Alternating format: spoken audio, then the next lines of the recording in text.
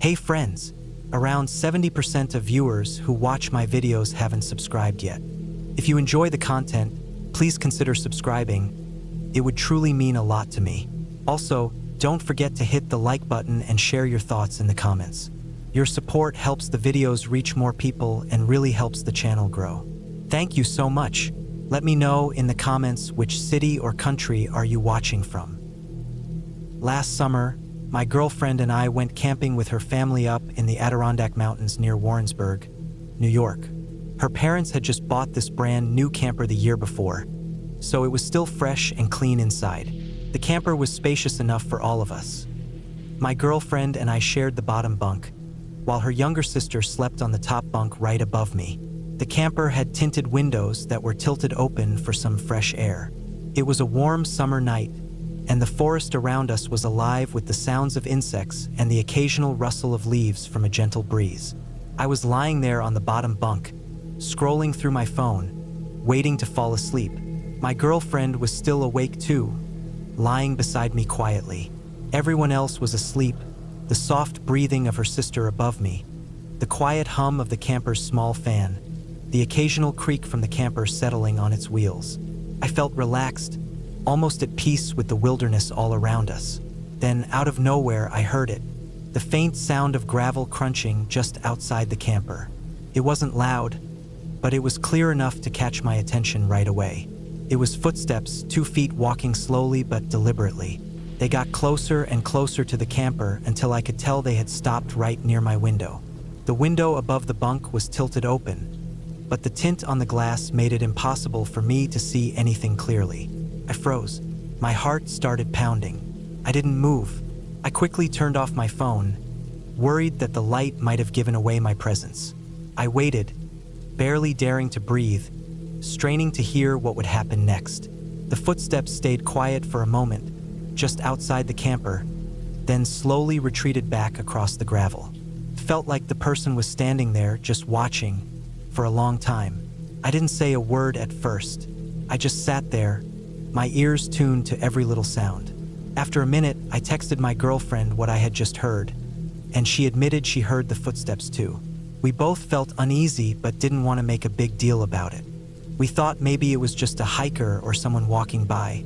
Then, shortly after the footsteps, we heard another strange noise. Something unzipping and rustling, but this time it came from the 2 tents about 10 feet away from the camper. The tents belonged to her parents' and younger sister's group. The sound was soft but unmistakable, like someone was opening the tents and moving around inside. My girlfriend got up quietly and woke her parents. They didn't want to take any chances. After checking the camper and hearing the noises, her parents went outside to check around the campsite. About 10 minutes later, they came back inside, saying there was nothing there, no sign of anyone or anything unusual. The woods were empty and still except for the usual sounds of nature. We all tried to go back to sleep, but I couldn't shake the feeling that someone had been out there watching us. It was the way the footsteps stopped so close to the camper, and then the strange noise near the tents. It didn't feel random or harmless. It felt deliberate. The next morning, the tents were unzipped and open, as if someone had been inside them. Her parents and sister said nothing had been stolen or disturbed, but the mood around the campsite was tense. The neighbors in the camper next to us, older people who had been camping in the area for years, mentioned they had heard strange noises too during the night. They weren't the type to get spooked easily, so that made us even more uneasy. We never found out who or what had been walking around the campsite. There were no footprints besides ours and the normal animal tracks. No one was hurt, nothing was missing, and there were no signs of forced entry. Still, the whole family agreed that we wouldn't return to that particular spot the next year. In the days that followed, we talked about it a lot. We all had a hard time explaining what happened. It wasn't a bear or other wildlife. The footsteps were clearly human, and the movement near the tents wasn't from an animal. It was just too precise. Someone had been there, close enough to watch us, maybe even close enough to reach inside the tents, but without leaving a trace or making a scene. Looking back, I realized the woods can be unpredictable. Even in a well-used campground, there are people out there who don't belong. People who might be hiding, watching, waiting. It wasn't a ghost story or some fairy tale. It was just the reality of being out in the wild, where not every stranger is friendly, and sometimes you're not as safe as you think. That summer, that night stayed with me. It made me more aware of my surroundings and more cautious about trusting the quiet. I still go camping, but I always check my perimeter, lock my camper doors, and make sure someone is awake late at night. Because sometimes the woods don't just whisper to you, they watch.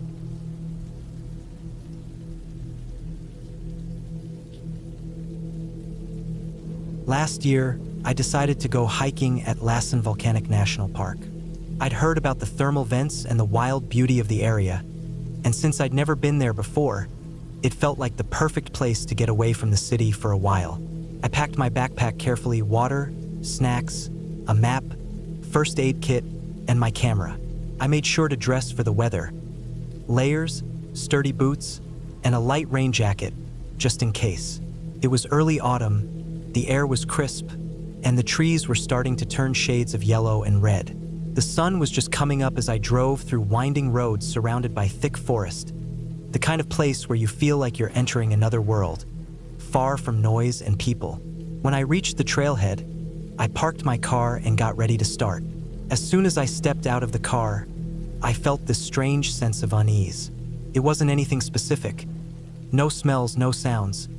But there was a weight in the air, like something was watching me or waiting. I brushed it off, telling myself it was just the nerves of hiking alone in a remote area. Still, the feeling lingered, a tight knot of anxiety that I couldn't shake no matter how much I tried to focus on the beautiful surroundings. The trail to the thermal vents was about 4 miles round trip, out and back. It started through thick pine forest, the ground covered in needles that muffled my footsteps. The trees were tall and close together, their trunks dark against the early light. As I walked, I noticed how quiet it was.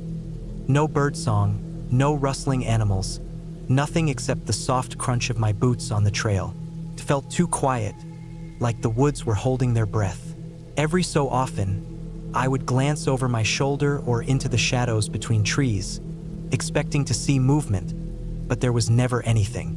I kept moving forward, telling myself that this was normal in the early morning and that animals were probably hiding. But the deeper I went, the heavier the air felt, and the more I struggled to ignore the growing pit of fear in my stomach.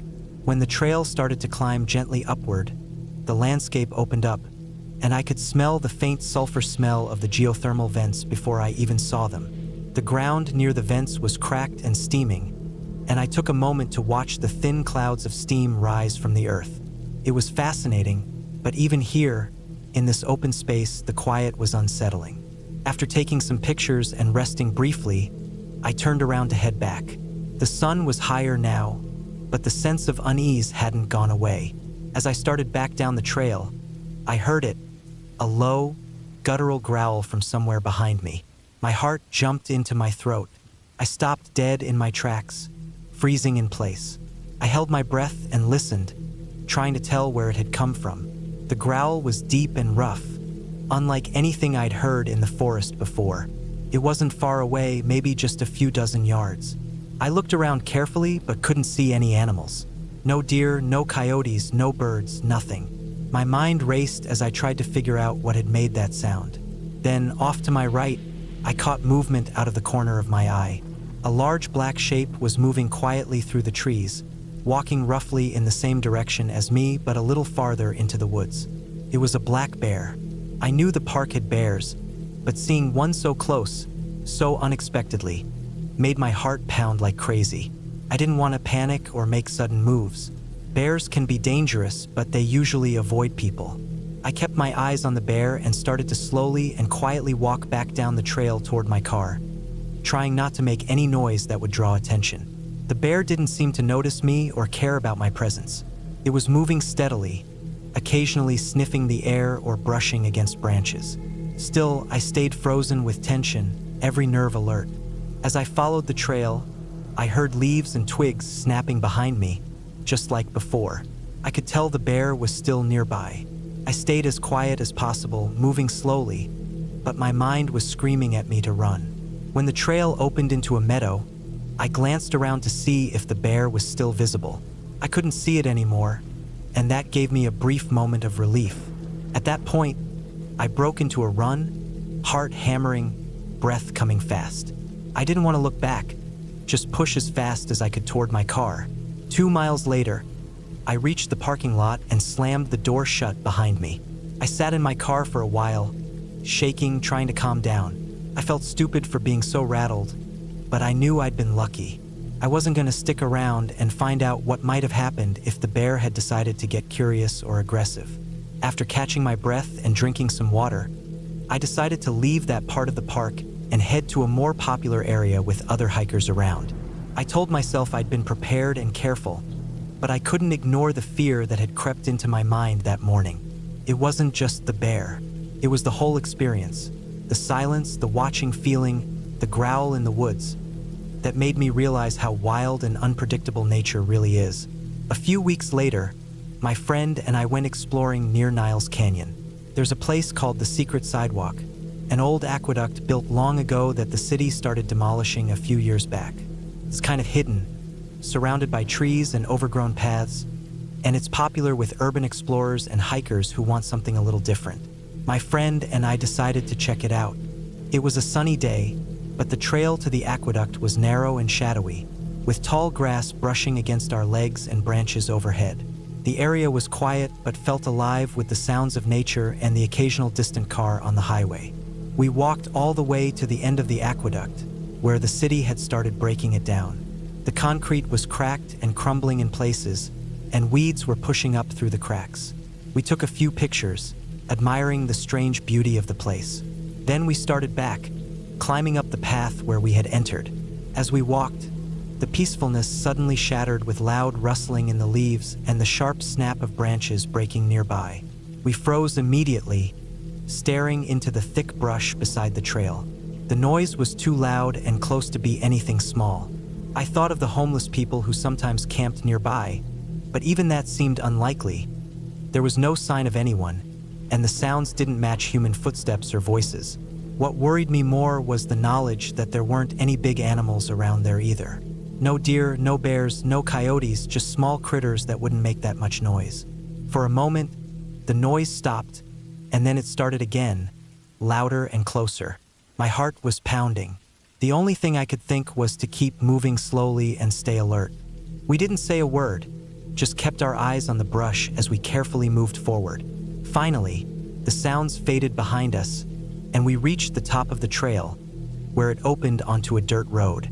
We didn't stop until we were back at the car, both of us feeling the tension fade but not disappear. That day stuck with me.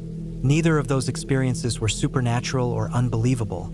They were just real moments when nature reminded me how unpredictable and dangerous it can be, even in places that look peaceful and calm.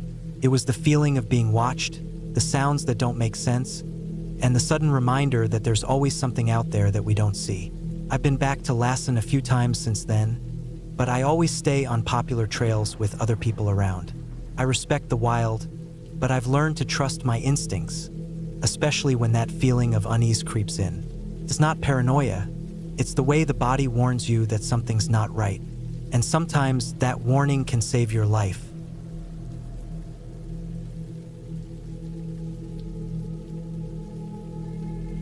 I was 16 when it happened. Not the youngest in the troop, not the oldest either. Somewhere in the middle where you're just old enough to stop needing help but not old enough to lead. We were at IMR Indian Mound Reservation, deep in Wisconsin. It was one of the more remote campsites I'd ever been to. Not inaccessible, just far enough from town and far enough from home that it felt like stepping into a different world. We went in the fall that year. Our troop usually did summer camping, but this time they switched it up, maybe because we had a new scoutmaster who liked things quieter. Fall meant fewer bugs, cooler nights, and trees that looked like they'd been dipped in orange and red paint. But it also meant shorter days, long shadows, and the kind of silence you don't get in warmer months. Leaves cover everything, and when there's even the smallest movement, IMR had always carried a certain weight with it. It wasn't just another campground with a few wooden platforms and a fire ring. It had history, real physical history. All around the site were these low, rounded mounds, some the size of a car, some even bigger. You didn't have to guess what they were. They were burial mounds. Native American. Hundreds of years old, maybe more. The land wasn't sacred just in a symbolic sense. It was literally built on the memory of people buried there. You were walking through history every time you took a step. Our troop leaders were respectful. They always made a point to remind us not to climb on the mounds, not to disturb anything, not even to get too close. And for the most part, everyone listened. We'd all been to enough camps to know the rules.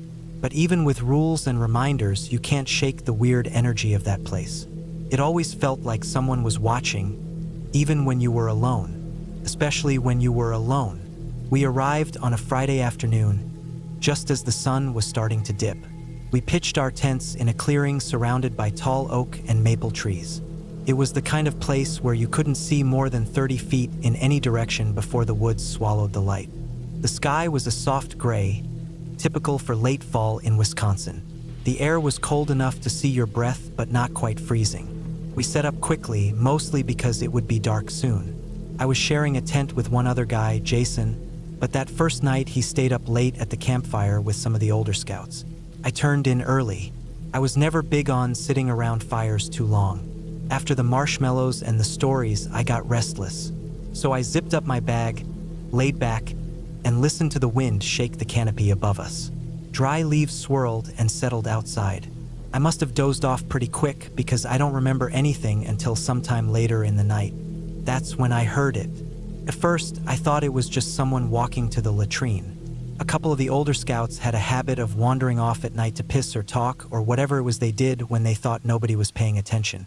But then I heard the leaves. They weren't dry exactly, more like damp, soft, but they still crunched like a muffled crackling noise. 2 steps at a time, not hurried, not heavy, just slow and steady. The kind of movement that makes the hair on your arms stand up. Not because it's loud, but because it's consistent. It was walking around the tent, not directly against the fabric, but just far enough away that I could picture it. A figure circling the tent in a slow arc, maybe 10 or 15 feet out. I opened my eyes and stared straight up into the blackness of the tent ceiling. My first thought was raccoon, or maybe even a deer, but raccoons move quick. They dart around. They make chittering noises. This was 2 clear steps, then a drag. Not a long one, just enough to catch the leaves. And then again 2 more steps. A slight pause, a slow dragging sound like someone brushing their feet through the leaves without lifting them all the way. Past the back of the tent, then the side, then paused at the front entrance, where my head was just behind the zipper flap. The silence was the worst part. I didn't move, just turned my head slowly, tracking the sound from the inside as it rounded each side of the tent. I didn't even breathe hard. I just listened. My ears rang with the stillness between the steps. Whoever or whatever it was didn't speak, didn't cough, didn't shuffle in that aimless way animals do. It was deliberate, pattern. It waited a second, then turned, and walked the same way again, this time in the opposite direction. That repeated maybe 4 or 5 times. I was fully awake now. My eyes adjusted, and I could make out the faint green glow of my watch. It was just after 3 a.m. I stayed like that, motionless, for at least an hour, maybe more. I never saw a shadow through the tent. No flashlight beam. No gear jingling. No footsteps leaving. It was as if whoever had been there just faded back into the trees. Eventually, Jason came in sometime after. He unzipped the tent, stumbled in half asleep, and zipped it back. He didn't notice anything off, just crashed into his bag and was out cold. I didn't say anything. I just laid there with my heart pounding, counting every creak of the trees until the first light started turning the black sky into deep blue. In the morning, I checked outside.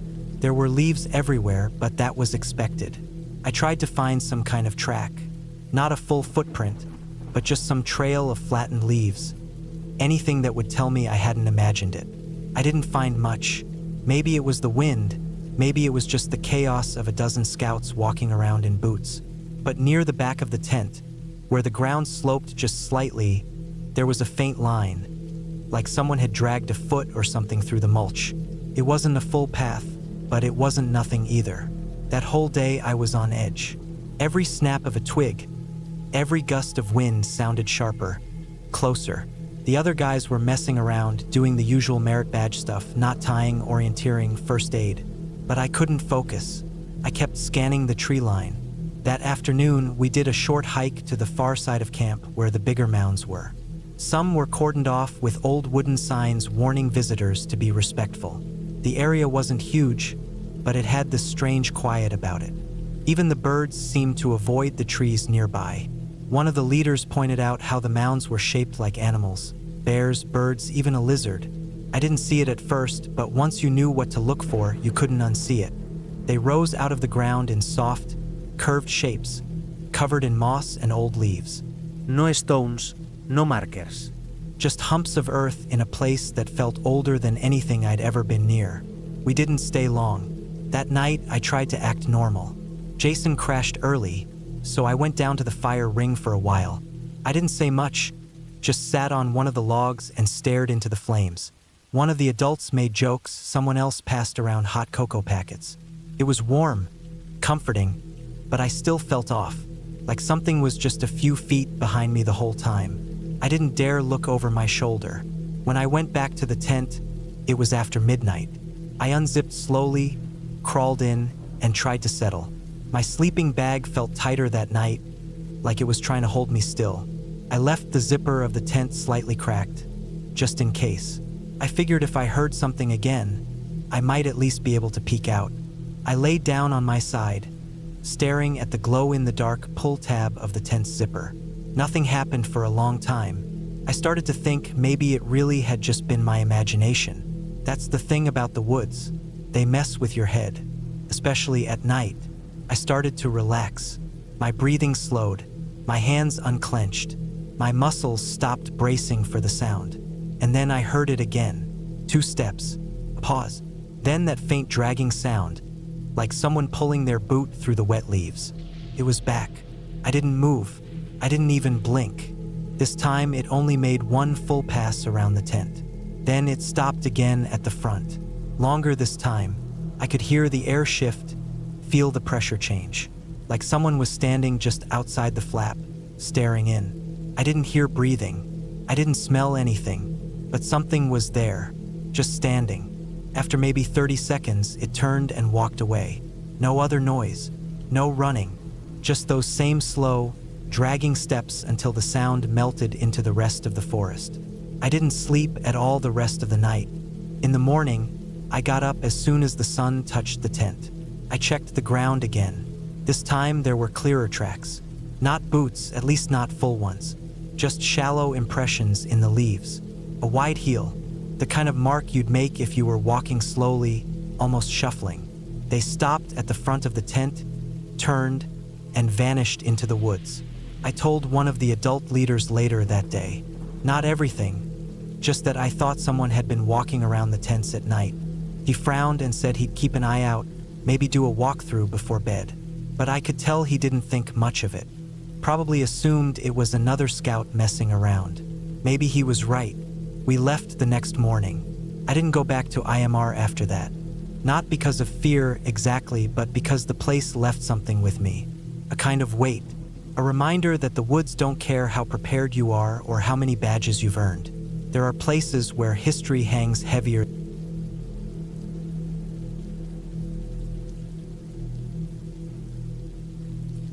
I've always felt comfortable in the woods. Growing up in Northern California, surrounded by pines and oaks, you get used to the sounds, the silences, and the signs of life all around. My dad taught me to track, to listen, to pay attention to the wind and the way birds go quiet when something big is nearby.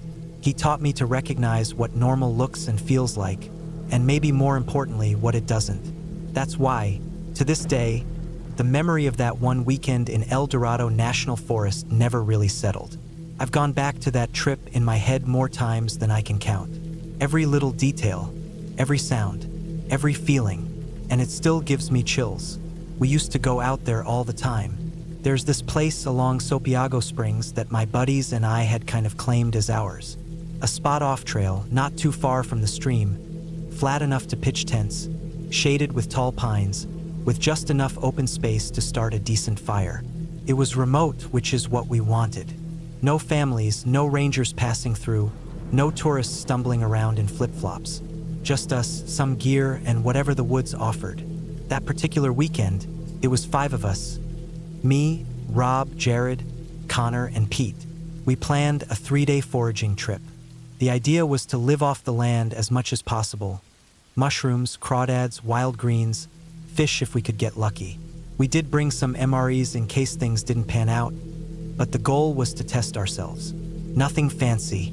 Basic shelters, light packs, a couple rifles and sidearms, fishing lines, a water filter, and just enough to get by. We even joked about going full survivalist, but really, we were just looking for something simple and raw. A reset from work, from phones, from life. First day and night were fine. The weather was perfect. No clouds, highs in the mid-70s, a slight breeze through the trees. The forest floor was soft with pine needles, and the stream was moving quick but not swollen. We spread out a bit to see what we could find, and by late afternoon, we'd pulled in a couple dozen crawdads and 1 fat squirrel Rob shot from a low branch. Not exactly a feast, but enough for a night's meal. We roasted everything over the fire, added a little seasoning from a shared pouch, and passed around a few warm beers we'd packed in. After that, we sat around the flames, half tired and half buzzed. The sounds of the forest were alive. Frogs by the stream, crickets kicking in, a distant owl, the crackle of firewood, that low, peaceful hum you only get when you're deep enough in that cell service dies and time slows down. We stayed up late just watching the fire die out, and then we crashed. Slept hard, but the next day felt different right off the bat. I woke up just after sunrise, like I usually do when I camp. I'm always the first up, not by choice but by habit. And even then, something didn't feel right. The air had that heavy, still kind of silence to it. Not peaceful silence. A flat, muffled kind of quiet where you could hear your own breath too well. No birds, no frogs, no squirrel chatter in the trees. Nothing. I thought maybe I was just early. Sometimes it takes a little while for the woods to wake up.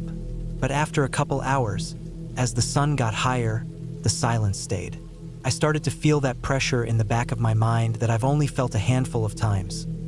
Like the air around me wasn't empty, but full of something watching. Connor and I had camped out here before and had a couple weird experiences in this general area. Things we never could explain but also never really talked about much. Like trees being knocked over in the middle of the night with no wind, or tracks that didn't match anything local. Even once, a low whistling sound that circled our tent for over an hour. Creepy stuff, but nothing ever came of it, so we always just chalked it up to nerves or our imaginations. That's what you do out here. You shrug off the stuff that doesn't make sense. But on that second morning, that old gut feeling came back fast. Stronger than before. By late afternoon, we were all back in camp. We'd found some miner's lettuce and caught a few more crawdads. But hunting was dry. No sign of deer. No fresh scat. No tracks. Even the bugs seemed scarce, which was a blessing in one way and unsettling in another. Forests are never that dead unless something's wrong. Real wrong. When the sun started dipping, 3 of the guys, Rob, Pete, and Jared, decided to head about 200 yards upstream to see if they could try their luck with fish or maybe set up a snare. They took both of our flashlights, which looking back was a stupid move, but at the time, nobody thought anything of it.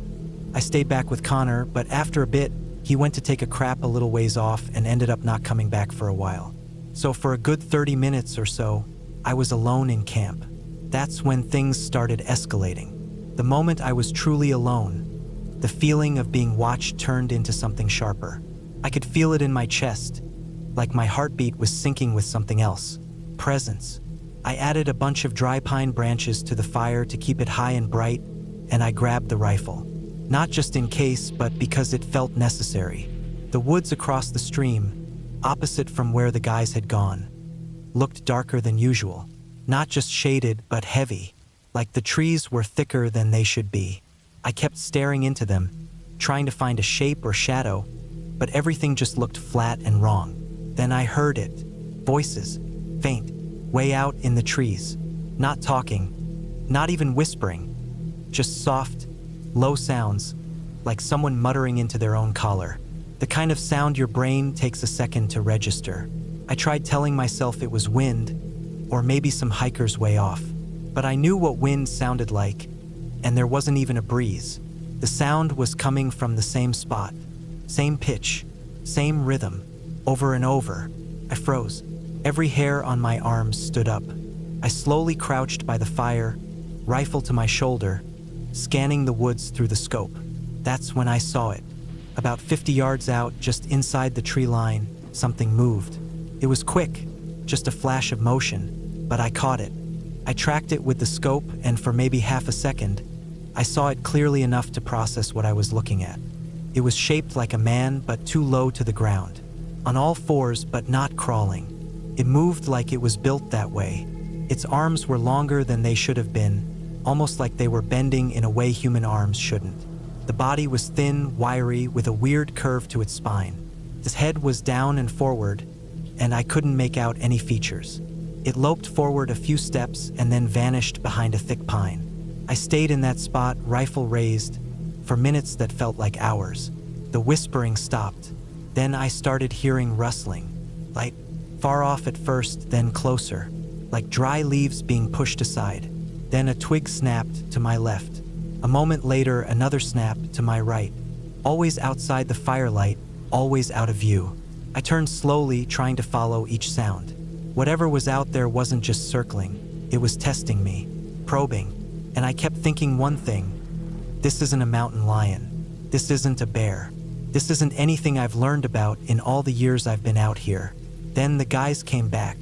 They came in fast, not running, but clearly shaken. I could see it in the way they moved. Eyes wide, heads jerking around. They stopped when they saw me crouched by the fire with the rifle, and for a moment we all just stood there, not saying a word. Nobody had to. We didn't sleep that night. We built the fire up as big as we could and took shifts watching. 3 of us awake at all times, rifles in hand, eyes scanning the dark. The whispering didn't come back, but the rustling did. Here and there, always just far enough away. No screams, no growls, no charges. Just pressure. That same feeling of something out there, just watching, waiting. I didn't blink much. Every time I did, I thought I'd open my eyes and see something just inside the ring of firelight. But nothing ever showed itself again. It didn't need to. By first light, we were already breaking down camp. No breakfast, no coffee, just packed our gear and hiked out, heads on a swivel. The woods were still quiet, like they were holding their breath. Not until we were a few miles out and back near the trailhead did we start to hear birds again. Frogs, the usual forest noise. It was like flipping a switch, as if whatever had been there decided we'd had enough. We never went back to that spot. A few years passed and I still couldn't explain it. None of us could. We talked about it once or twice, but mostly avoided the subject. I think we all knew that whatever it was, we were lucky it hadn't come closer, that it hadn't done more than watch. Could have. I still camp. I still love the woods, but I carry more gear now. Redundant flashlights, a flare gun, trail cams when I can. And I pay closer attention to that feeling, that pressure, that stillness, that weight in the air. It's real, and it means something. That trip reminded me that the woods are not ours. We move through them like guests, but there are places where we don't belong. Places that feel wrong for a reason. And I listen to that feeling now, every time, because I know what it's like when you don't. And I don't ever...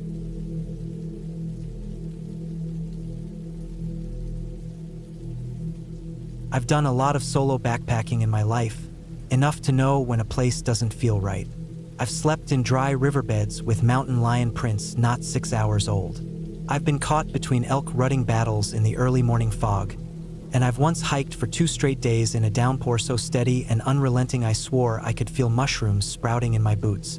But nothing has stuck with me the way this trip into the Mogollon rim country of Arizona did.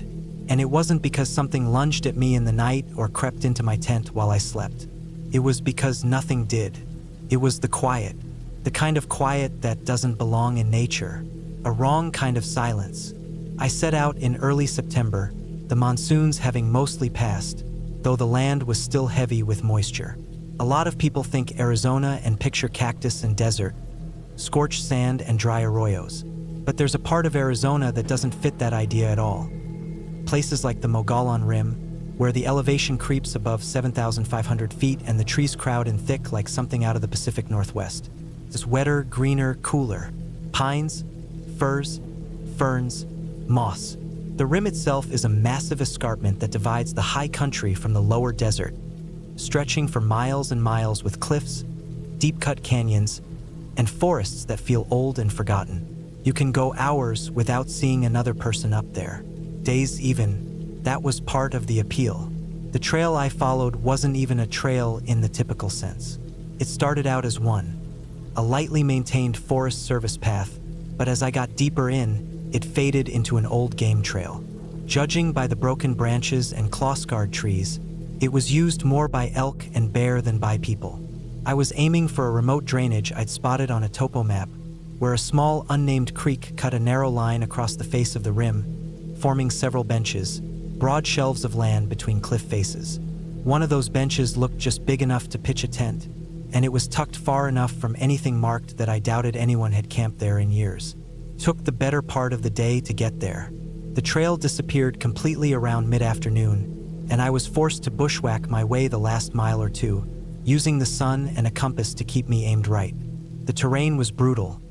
Dense undergrowth, slick with recent rain, thorns grabbing at my pants and arms. Wild strawberries grew everywhere, low to the ground and tangled in among brambles.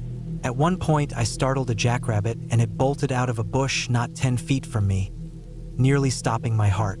But I pushed on, focused on the creek's soft murmur that I could just barely hear ahead. By the time I reached the bench, the sun was low. It was perfect. A slightly sloped rise from the creek up to a mostly flat platform, maybe 25 feet wide by 15 feet deep. Behind it, the wall of the rim climbed almost straight up, thick with brush and broken rocks. In front of it, the creek had eaten into the hill over time, leaving a sharp undercut drop, maybe 8 feet down to the water below. The only way up or down was a steep game trail that zigzagged up from the east side, barely wide enough to walk without brushing against both sides of the surrounding thorn bushes. It was the kind of place where a person could vanish for weeks and not be found. I set up camp quickly, a small one-man tent, bear bag hung high and far from camp, water filtered from the creek. I boiled some ramen on my stove, sipped tea as the last light bled from the sky, and tried to get a signal out on my satellite communicator. Nolak. The canopy overhead was so thick I couldn't get a clear shot to the sky, and the unit blinked red, struggling to connect. I stood on rocks, walked up and down the bench, even climbed a few feet up the wall behind me, but it was no use. I gave up and promised myself I'd try again in the morning. That night was quiet in a way I didn't expect. Not just calm or peaceful silent. No wind, no birds, no frogs or crickets. The kind of quiet where you hear the blood in your ears, where every small movement feels like it echoes. I could hear water trickling in the creek below, soft and constant, but that was it. I've spent nights in some pretty remote places, but even then there's always something. An owl, the wings of a moth, a distant coyote. This wasn't that. This felt wrong, like something was holding its breath. I tried to write it off as just being tired and hungry, maybe unsettled by the long hike and heavy air. I lay in my tent, staring at the black ceiling. There was no moon, and the clouds that had rolled in before sundown had only thickened. It was so dark I couldn't see my hand in front of my face. Just blackness and silence. No hint of movement. I kept waiting to hear something. A squirrel, a breeze, anything. But the only noise was the occasional drip of water falling from a leaf above. At some point in the night, I must have fallen asleep because I woke to something strange. Light, a harsh, bright, white light. It flooded through the thin walls of my tent like a spotlight. I blinked, stunned and disoriented, thinking at first it was morning. But there was no warmth to it, and it wasn't diffused like sunlight. It was sharp, focused. For a few seconds I didn't move, just tried to make sense of what I was seeing. Then my brain caught up. Someone was out there. Someone had found my camp in the middle of nowhere and was shining a light straight at me. I scrambled up, heart hammering, grabbing my flashlight and knife from the tent wall. I unzipped the door and lunged out barefoot into the night. and the light was gone. Instantly, the silence was back, crushing and absolute. I stood in the dark, scanning in every direction with my flashlight. Nothing. No movement. No chaps. No sound of footsteps or retreating branches. Just trees, brush, rocks. My breath came fast, fogging in the cold air. I listened. Still nothing. Then I saw it. A faint flicker, far off through the trees to the north. Not a flashlight. It didn't swing or pulse. It wasn't rhythmic. It was more like a glow. Dim. Unsteady. Like someone had set a lantern down behind a bush and then forgotten it. I moved closer to the edge of the bench, but didn't dare climb down. There was no good way off the bench in that direction, just the drop and then dense underbrush. The trail was behind me and to the east, but I didn't hear anything on it. And that trail was so narrow and steep, I would have heard someone climbing up. There was no way to do it quietly. Rocks would slip, branches would break, but there had been no sound. I waited. The flicker faded. Back in the tent, I didn't sleep. I sat upright with the light off, ears straining. I kept thinking I'd hear a twig snap or see the light again, but nothing happened. Just that same thick, oppressive silence. It was like the whole forest had been turned off. I didn't even hear the creek anymore. When dawn finally started to come, it wasn't the usual change. There were no birds chirping, no rustling in the trees, no sudden warmth of sunlight breaking through. It just lightened, slowly, gray and dull, as if the sun had forgotten to rise properly. I stepped out of the tent and stretched my legs, moving stiffly. My mouth was dry, my shoulders tight from being hunched all night. I looked for tracks, none. I checked the trail, no signs of recent passage. No broken branches. No disturbed soil. The dirt was still damp from the rains earlier in the week, but there were no boot prints, not even deer prints. Nothing but my own tracks from the day before. I checked for animal signs, droppings, scat, prints, rubs. Again, nothing. That's when it hit me. The forest wasn't just quiet. It was empty. No animals. No birds. No bugs. No movement. The strawberries hadn't been touched. The creek looked untouched. I couldn't even find a spider web. It wasn't right. I ate a cold breakfast, packed up my gear, and didn't even try the satellite communicator again. I didn't want to stay another hour, let alone another night. Something about that place was off. I wasn't scared in the usual sense. I didn't think someone was going to jump out of the trees with a weapon. It was deeper than that. It was instinctual. Something in me knew I shouldn't be there. I could rationalize the light, maybe, a reflection, a trick of my eyes. But the silence, the utter lack of life, that was real. The hike out felt longer than the hike in. Every sound I made seemed twice as loud. My boots crushing leaves, my poles hitting rocks. I didn't stop to rest. I didn't eat until I got back to the car. I didn't even take photos. I just kept moving. I reached my truck by late afternoon. My legs were sore, and I was covered in cuts from the brush, but I was relieved. I finally got a signal and checked in with family. They asked if I'd had fun. I told them I had. I didn't mention the light, or the silence, or the thing I almost saw moving in the trees on the ridge above me on the way out. It's been over 3 years since that trip, and I've never gone back to that bench.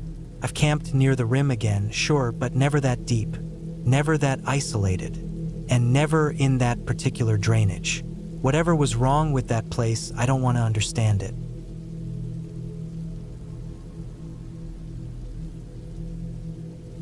It was late September, just at that point when the evenings started getting colder, but the days were still warm enough to feel like summer hadn't fully let go. Me and a few friends decided to take one last camping trip before we all got too busy with work and real life again. We were all in our late 20s, early 30s, and had done this kind of thing before. Pick a state forest, drive out, find a secluded site, bring too much beer and food, and just hang out. This time, we picked a spot about 2.5 hours from the city. Remote enough to not get cell service, but still close enough that if anything went wrong, we could pack up and be out in a couple of hours. There were 5 of us total, 3 tents. I shared mine with my buddy Kyle.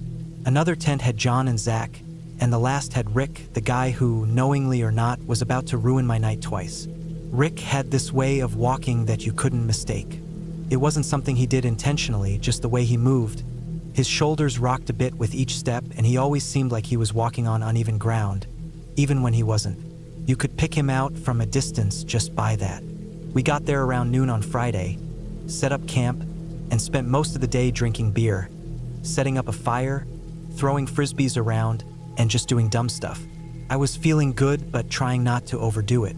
I wasn't fully drunk, maybe a slight buzz, but I wanted to keep my head clear enough to enjoy the night. We grilled burgers, sat around the fire, and just talked about nothing and everything. Around 10 p.m., I felt the familiar cramp in my stomach. I needed to take a shit. I figured I'd go to the campground restroom. It was a bit of a walk, maybe a quarter mile from our site, through a wooded path, but I'd rather do that than squat over a hole somewhere near the tents. I grabbed a flashlight and told the guys I was heading to the bathroom. They barely responded, all half drunk and mid-conversation. I wasn't gone yet when I noticed Rick get up from his chair. I didn't think anything of it at the time. The path to the bathrooms was familiar. Dirt packed down from foot traffic, a few wooden posts marking the edge of the trail here and there, but no lights. It was pitch black beyond what my flashlight touched. About halfway down the path, there's a small side trail that leads to an old and used campsite. I knew it was there because I saw it earlier when we were hiking a bit, and one of the park signs had a sticker over the number, meaning it wasn't in use anymore. That path is about 50 yards before the turn to our site, which is what made what happened next so weird.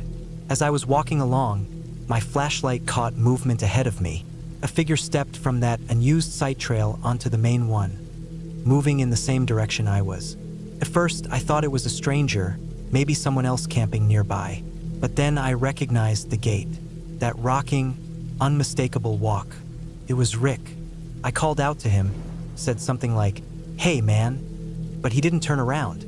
Then he turned his head slightly and said, "Why are you following me?" His voice carried just enough in the night air. He was about 40 feet ahead. I called out again, something like, "I told you guys I was going to the bathroom," and asked why he came from the other site. He didn't answer, just started walking faster. I picked up my pace, not running, just walking briskly, trying to catch up to him, but he kept that 40 feet of distance between us. Every time I sped up, he did too. He asked again, "Why are you following me?" Almost in the same tone as before. I kept repeating that I was just heading to the bathroom, but he never slowed.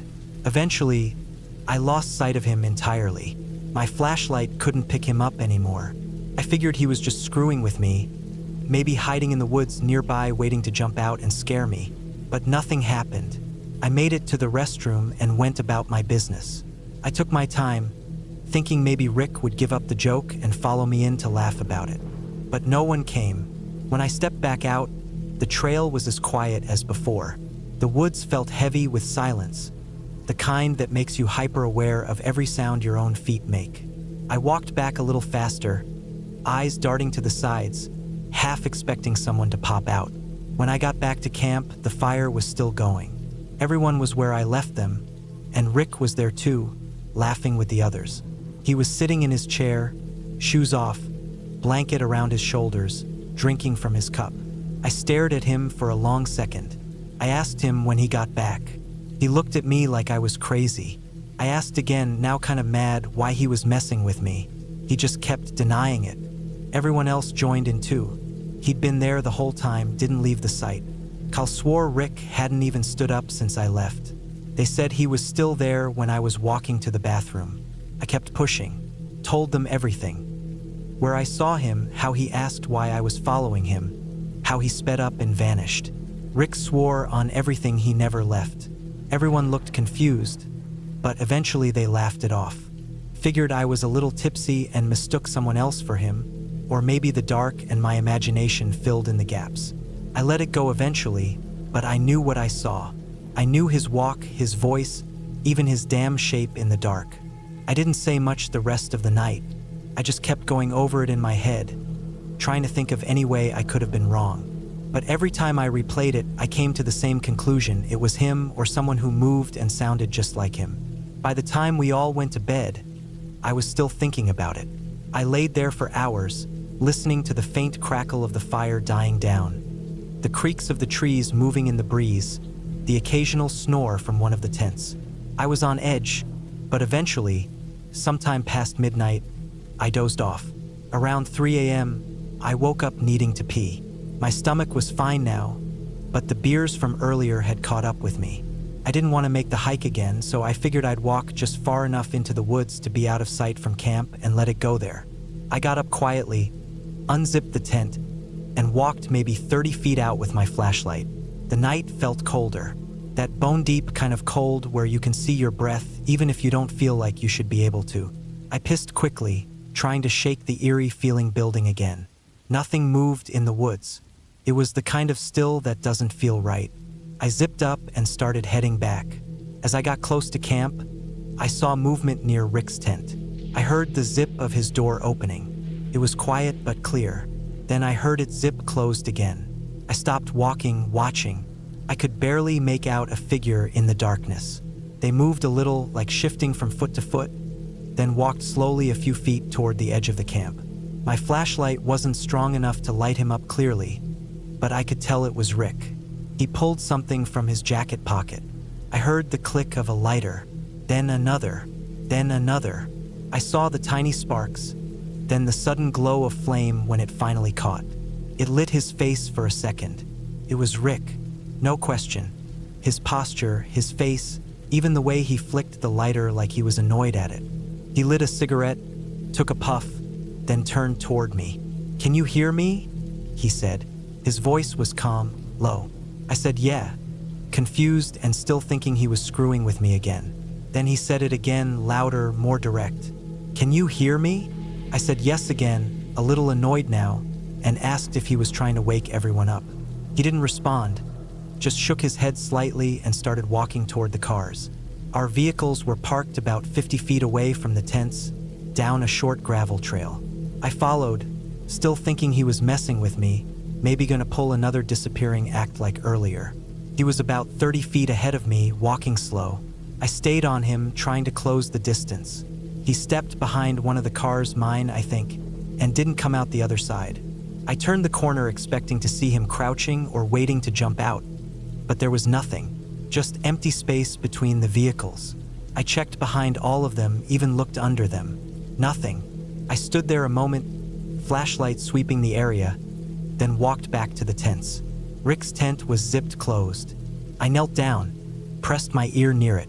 I heard the slow, steady rhythm of snoring. Light, unmistakable.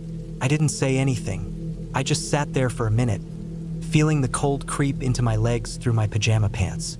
I kept telling myself maybe I missed something. Maybe he doubled back when I wasn't looking. But the timing didn't make sense. There wasn't enough time for him to walk past me or get back in without me seeing or hearing the zipper. I eventually crawled back into my own tent and laid awake until the sun came up. I didn't sleep. I just stared at the ceiling of the tent, heart thudding a little harder than it should have been. I didn't tell anyone about the second thing. I didn't want another round of laughter or teasing. And Rick was snoring. There was no explaining that. We packed up the next day. Everyone was in a good mood except me. I was quiet, helped fold up the tents, packed the chairs, and tossed the trash without saying much. No one really noticed. I kept replaying both parts of the night. The walk to the bathroom, the copy of Rick asking why I was following him. The second figure lighting a cigarette and talking to me like I was the one acting strange. I don't know who or what I followed out there. It wasn't a ghost. I don't believe in that stuff. But someone was out there. Someone who looked and walked and sounded.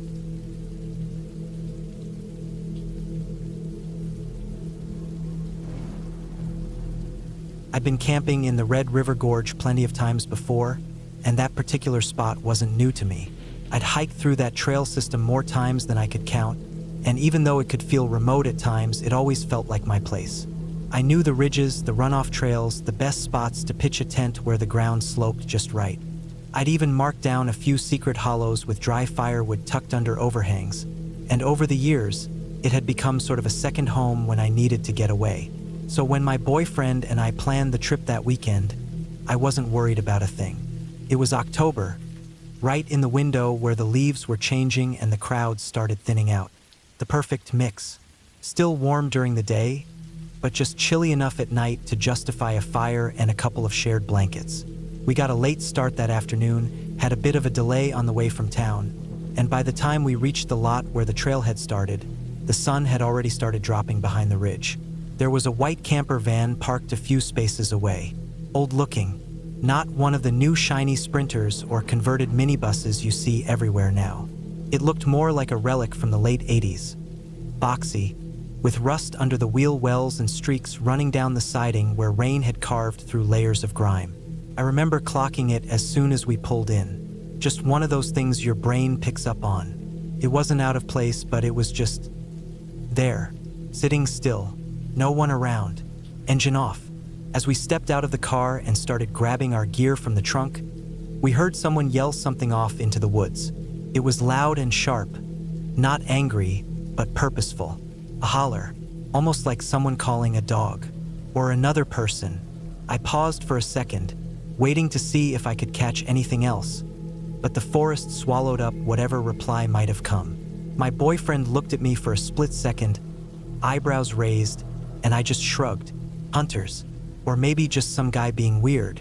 It wasn't the first time I'd heard a call through the trees out here, and we were losing light fast. We didn't waste any more time. Got our packs on and headed down the trail. The spot we were going to wasn't far, just a mile or so in, and then another short path off the main trail. It was a tucked-away plateau with just enough space for a small tent and a decent fire ring. I'd camped there alone before and always felt good about it. High enough for good drainage. Sheltered on 3 sides by brush and stone. Nothing that would make me feel exposed. By the time we reached it, the sun was nearly gone. Just a dim orange line across the trees behind us. We pitched the tent first, rushed, but clean enough to sleep in. Then we dropped our packs and set out to look for firewood. Most of the time I'd already have some nearby from a previous trip, but the last storm must have shifted things. Everything was damp. We split up briefly, fanning out within shouting distance, scanning for anything even remotely dry enough to catch. That's when I saw him. He came out from behind a cluster of trees uphill from us. I didn't hear him coming, which caught me off guard. No crunch of leaves or snapping twigs. Just there. Suddenly. He was tall, maybe early 40s, dressed in layers that didn't really match, dirty camo pants, a flannel shirt with one sleeve buttoned and the other dangling, and a fleece vest that looked like it had seen better years. He had a trimmed beard, eyes sunken deep in his face, and he smiled too quickly when I noticed him. He nodded and looked toward the ground near my feet. I had a few damp sticks in my hands and was about to move further when he said something like, "Not gonna find much. I've been gathering for days." I just kind of stood there for a second. There was no one else around. No one else was supposed to be camping this far back, especially not on a random weekday night.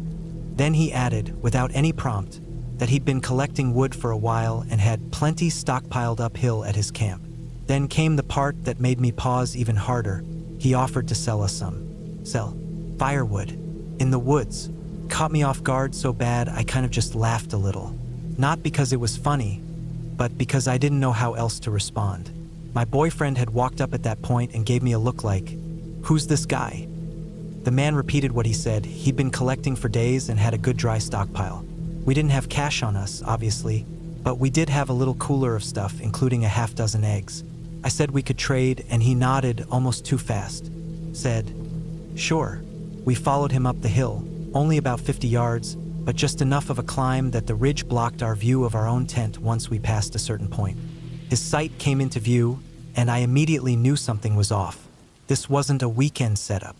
He had a massive tent, not just one of those lightweight backpacker ones. This thing looked like it had multiple rooms. There were tarps stretched out over makeshift poles, what looked like folding picnic tables, coolers, pots, metal racks.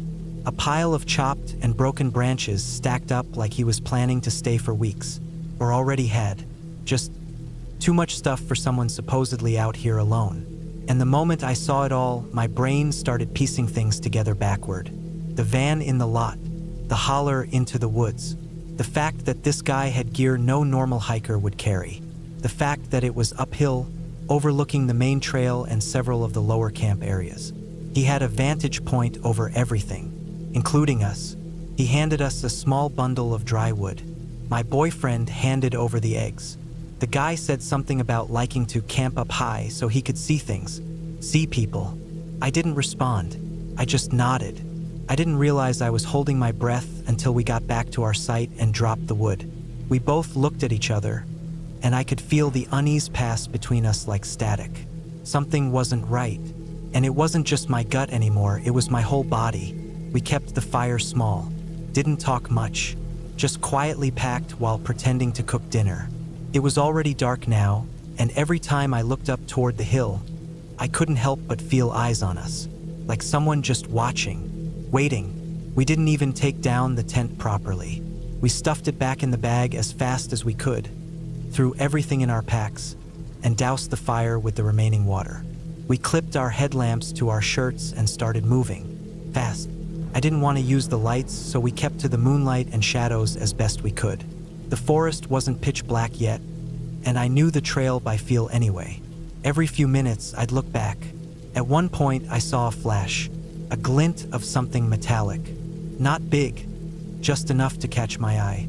Could have been anything, or it could have been someone holding something. We didn't stop, didn't speak. We just moved. I could hear my own heartbeat in my ears louder than the crunch of leaves under our boots. That whole stretch back to the car felt like a tunnel. My body didn't relax until we saw the outline of our vehicle in the lot. And that's when I saw that the camper van was still there. No lights on, no movement, just parked. I opened the car without looking. I didn't want to know if someone was inside watching us. I didn't want to guess if they'd followed us back. We tossed everything in the trunk, climbed in, and drove out of there without another second spent in that lot. Later that night, as we checked into a motel about 40 minutes out of the gorge, my mind kept running back to all the small things I hadn't noticed fast enough. The weirdly staged camp setup, the way he appeared without a sound, the odd fact that he wanted to sell firewood in the woods, and that line about coming from the same town I was from, even mentioning living in the woods near the homeless shelter. I used to work just a block from that shelter, knew the people who drifted in and out. Some were harmless, some were not, and I couldn't stop thinking about that camper van. Who was in it when we arrived? Who was he yelling to in the woods? And who, if anyone, was watching us from the trees as we packed up and left? We didn't call the police. What would we even say? A man camping in the woods with too much gear and a weird vibe? Nothing technically illegal, just unsettling. And the worst part is, I know that kind of guy. I've seen him. I've served him coffee. I've watched him slip through the cracks of a system that stops keeping track of people once they vanish into the trees. I haven't camped alone since then. And when I go now, I always make sure I'm out of view. I stay low, stay small, and never linger near trailheads at sunset. Because sometimes it's not the forest you need to worry about. It's the people who choose to live in it.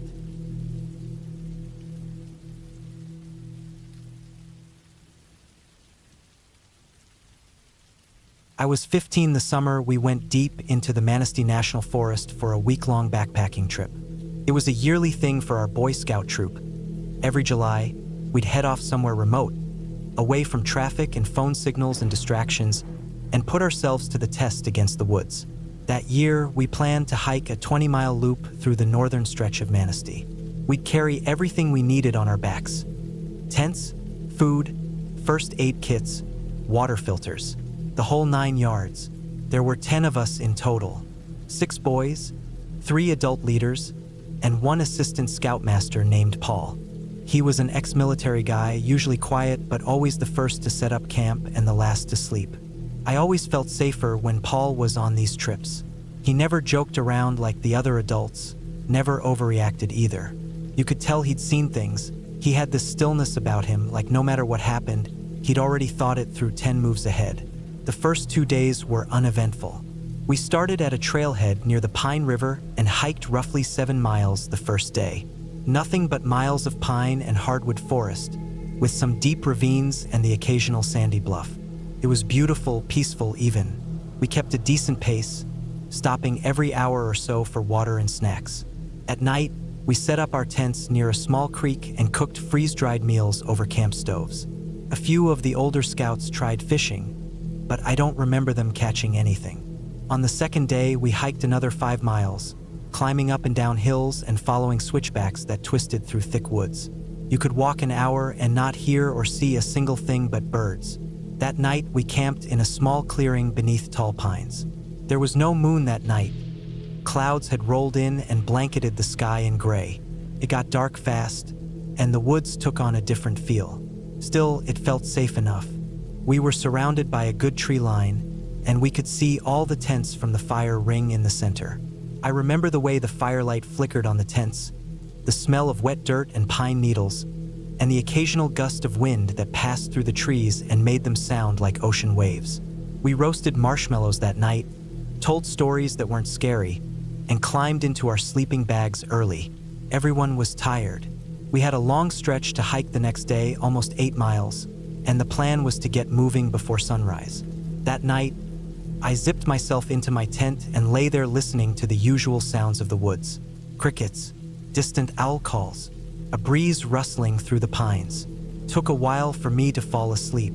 The ground was cold and uneven, and I had this feeling in the back of my head like I'd forgotten something. But eventually, I drifted off. I woke up sometime later. I couldn't tell what time it was. My watch was buried in my pack. Everything outside the tent was silent, the kind of silence that doesn't feel natural. The air felt heavier, and I noticed the usual bugs and forest sounds had stopped. That's what struck me first. Then the noises started. It began with a scream. Not a human one, not exactly. It was high-pitched, drawn out, like something in pain. Came from deep in the forest, far enough that I couldn't tell the direction. I sat up in my sleeping bag, heart already racing. The fabric of the tent glowed faintly from starlight or maybe distant lightning behind the clouds. I could hear movement in the tent next to mine. Probably one of the other boys had heard it too. Seconds passed, and then came another scream. Louder, closer. It had this wet, hollow quality to it, like an animal but not like any I'd ever heard before. Then came the shrieks. Short, broken, frantic, like something being chased or hunted. They echoed through the trees, bounced from every direction. It felt like the forest was bending the sound, reshaping it into something worse. After a while, the shrieks stopped, but not the sounds. Now came low, guttural howls, and then something else, rhythmic impacts. Thumps, like wood striking wood. It reminded me of the sound a baseball bat makes when it hits a tree full force. Sharp, loud, and solid. It didn't happen once, it repeated, over and over. Thwack, thwack, thwack, came in waves. First silence, then a scream, then a chorus of noise, then the thumping like someone marking territory or trying to scare something off. Kept happening for what felt like hours. I lay frozen in my sleeping bag, not moving a muscle, afraid that whatever it was would hear me breathing. I didn't dare unzip the tent. My knife was in my boot, outside the sleeping bag, and I wasn't about to reach for it. My body was locked in place. I thought about the adults. Surely they heard it. I hoped Paul was awake. If anyone would know what to do, it would be him. But nobody said anything. Nobody called out. The camp was dead quiet except for the sounds from the woods. I started to think I was losing my mind. Eventually, the noises faded. One last scream echoed through the trees, then stopped short like it had been cut off mid-breath. After that, there was nothing. No wind. No crickets. Just silence so thick I could hear my own pulse. I don't know when I fell asleep again, but I did. The fear must have worn me down. The next morning, everyone acted normal. Almost too normal. The adults packed up camp like usual. The boys made jokes and talked about breakfast, but I saw it in their eyes. We all looked tired, pale. No one said a word about the night before. It was like we had made an unspoken agreement not to bring it up. The only one who hinted at anything was Paul. While we were packing up the tents, I heard him mutter something under his breath. I didn't catch all of it, but I remember the phrase, "Those were some high-pitched coyotes last night." The way he said it didn't sit right with me. He wasn't joking. It felt like he was giving us an excuse, something simple to hold on to. Coyotes? I'd heard them before, plenty of times. They yip and howl, sure, but not like what we heard. This wasn't wild dogs looking for food. This was different.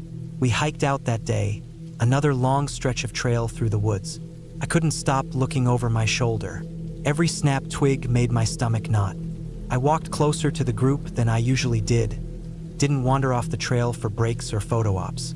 Everyone seemed on edge, even if they didn't say it. That afternoon, maybe 4 miles in, we came across a solo hiker. Middle-aged guy, gray beard, hiking poles, heavy pack.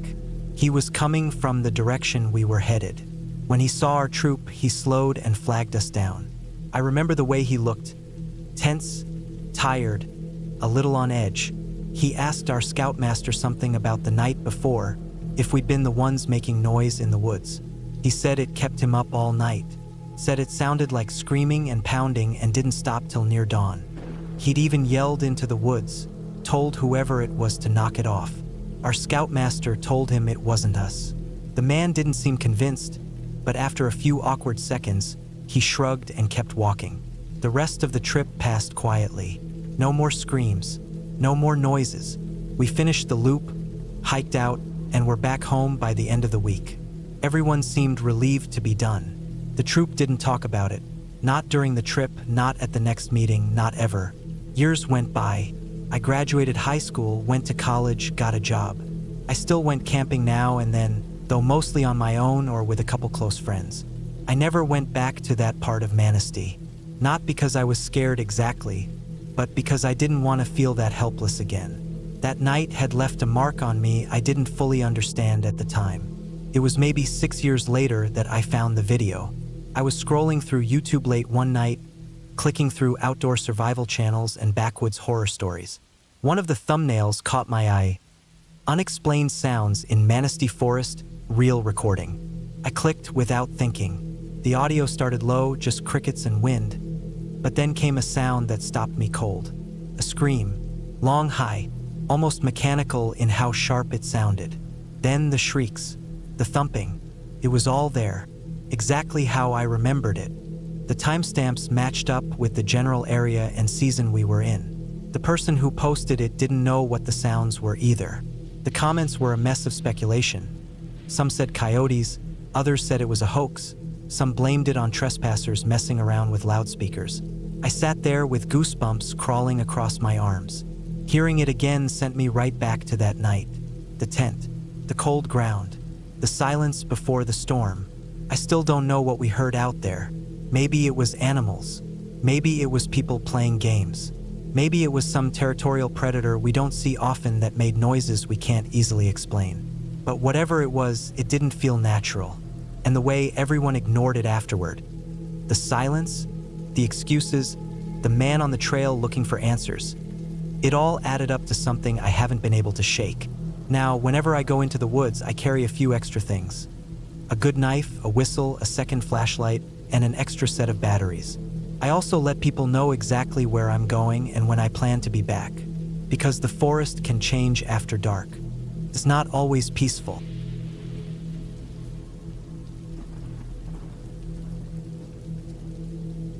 I've always had a thing for deep woods. The further from civilization, the better. There's something about getting away from pavement and cell towers and Wi-Fi signals that resets my brain. And in Florida, Ocala National Forest is about as far from civilization as you can get without leaving the state. Most people think Florida is just beaches and cities, but Central Florida is something else entirely. Thousands of acres of pine scrub, palmetto flats, sinkholes, creeks that go nowhere. It feels untouched in a way that can make you forget the modern world exists. It was early spring, not too hot yet, not buggy like summer. That sweet window where the weather cooperates and the air doesn't try to choke you with humidity. A buddy of mine and I planned a quick overnight trip to hunt wild hogs. They're a big problem down there and legal to hunt year-round. We had done this trip a few times before, parking off a forest road and pushing into the woods as deep as we could. We liked the seclusion, and being far away from the common trails and camping areas meant we were less likely to run into other people. We were both well armed. AR-15s, sidearms, big knives. Not just for the hogs, but because Florida backcountry has its share of weirdos. And maybe that sounds paranoid, but until you've been 30 miles from a paved road and seen a guy walk out of the trees barefoot, smiling like he knows a secret you won't understand. We parked my old 4Runner on the side of a washed-out forest road and locked it up. I left nothing in sight. Too many stories about cars getting broken into out there. We hiked in, pushing through the thick brush. I had the topo maps downloaded to my phone and a GPS just in case. I didn't rely on phones after that one trip. I got turned around and walked in circles for an hour. My buddy carried most of the gear: tent, water, small cooler. I had the weapons and lights. Between the two of us, we were ready for almost anything. The woods were dry and the moon was full. You couldn't ask for better conditions. The sky was clear, and the moonlight was strong enough to cast shadows. In some places, we didn't even need flashlights. We moved deep into the forest, several miles past where most people would bother to go. The terrain shifted from soft sand to patches of hard-packed earth, with clusters of pine trees and occasional low, wet areas we had to skirt. We set up a rough camp in a small clearing just before dusk. Nothing fancy. Small two-man tent, folding chairs, and a little fire pit we dug by hand. It was about 4 miles in from the road, with no sign of other campsites nearby. That was how we liked it. We didn't bother with a fire. No point when you're hunting. We sat quiet, eating cold sandwiches and listening to the woods come alive. Crickets, night birds, far-off rustling. I remember thinking how peaceful it was. You get this mix of nerves and excitement before a hunt, especially at night. Every sound feels important. Every crack of a branch makes you freeze up, straining your ears. Around 10 or so, we packed up our gear and started moving. We were tracking through a narrow trail that looked like an old logging road, mostly overgrown but still visible if you looked close. We were quiet, slow, scanning constantly. We both had rifle-mounted lights, but I kept a big handheld flashlight at the ready. I had spent money on that thing. Aluminum body, heavy, bright as hell, and could be used as a weapon if needed. We didn't see much that night. A few armadillos, a raccoon, maybe the tail end of a deer. No hacks. After a while, we realized we had pushed way farther than we intended. The woods all started to look the same. GPS told me we were deep, maybe 3.5 miles from where we had parked. Time slipped away. The moon was high, but it had to be past midnight. We decided to start heading back. We weren't lost, not really, but I had that uneasy sense that comes when you know you're further from help than you should be. That's when we heard it.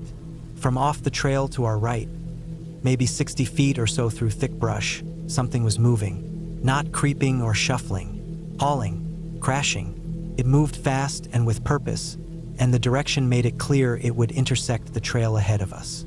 We stopped. Not panic, just caution. It's what you do. Instinct takes over. We both crouched slightly, weapons down but ready. My first thought was deer, maybe a startled buck. Second thought, bear.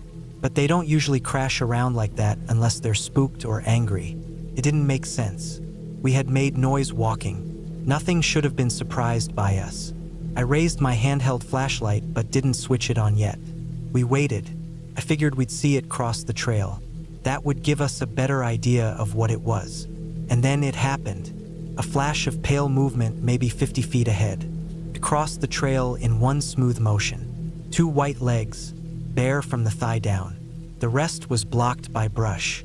But it was fast, gone in a second. It looked human. I stared at the spot where it disappeared, waiting for the rest of it to follow or for a sound. Nothing. Just the wind in the trees and the buzzing of insects. We looked at each other but didn't speak. Didn't need to. We were both thinking the same thing. Who the hell runs through the forest at 1 a.m. in shorts with no light? We pushed forward, slowly. There was no logical reason to backtrack a mile or more to skirt around the quadrant when we could go straight through. We were well armed. Rationally, there was no danger. But that feeling stuck with me. Not fear exactly. More like a tightness in my gut. An awareness. Like the air was charged. We moved another mile or so before we started hearing the noises again. Off to our right, same side. Not close, but not distant either. A branch snapping. A rustle. A thump, maybe a footfall. I swept the woods a few times with my flashlight but never saw anything. Could have been an animal, could have been wind, but it stayed with us, same side, same distance, until we neared the road. It was past 2 a.m. when we reached the car. I half expected it to be gone or broken into, but it was fine, dusty, sitting just where we left it. We didn't waste time. Rifles went in back seats, handguns between the center console and seat cushions.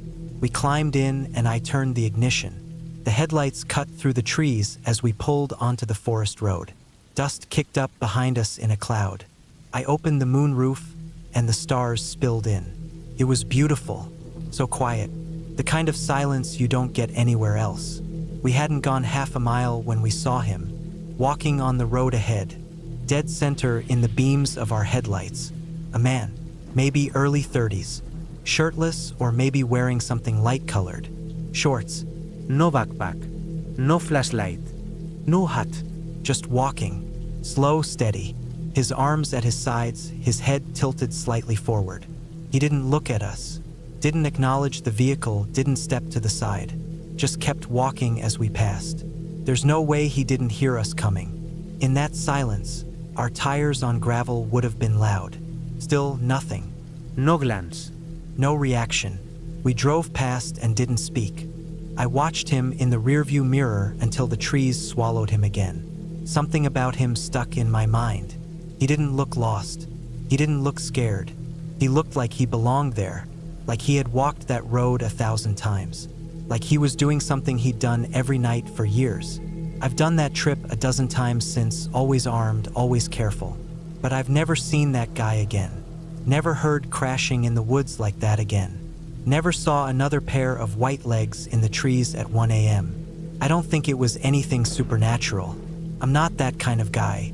But I do think we stumbled into something we weren't supposed to see. There are things that go on deep in those woods that don't make the papers.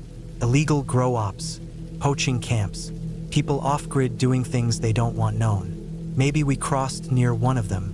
Maybe the crashing in the woods was a warning. Maybe the man we saw was one of them. He had no gear, no water, no flashlight, but he didn't need it. He knew where he was going, and that's what still gets to me even now, years later. He knew.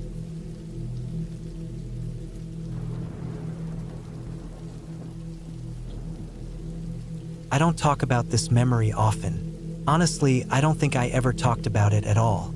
It just buried itself somewhere deep in the back of my mind for years, like a rock sinking into the muck at the bottom of a pond.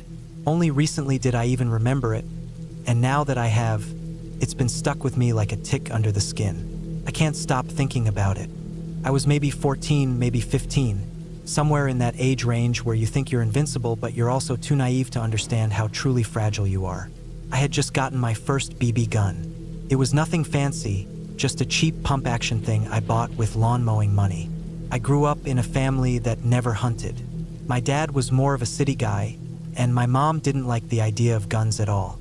But I was fascinated with hunting and survival, and nature in general. It wasn't even about killing anything. I just liked being in the woods, watching, listening, pretending I knew what I was doing.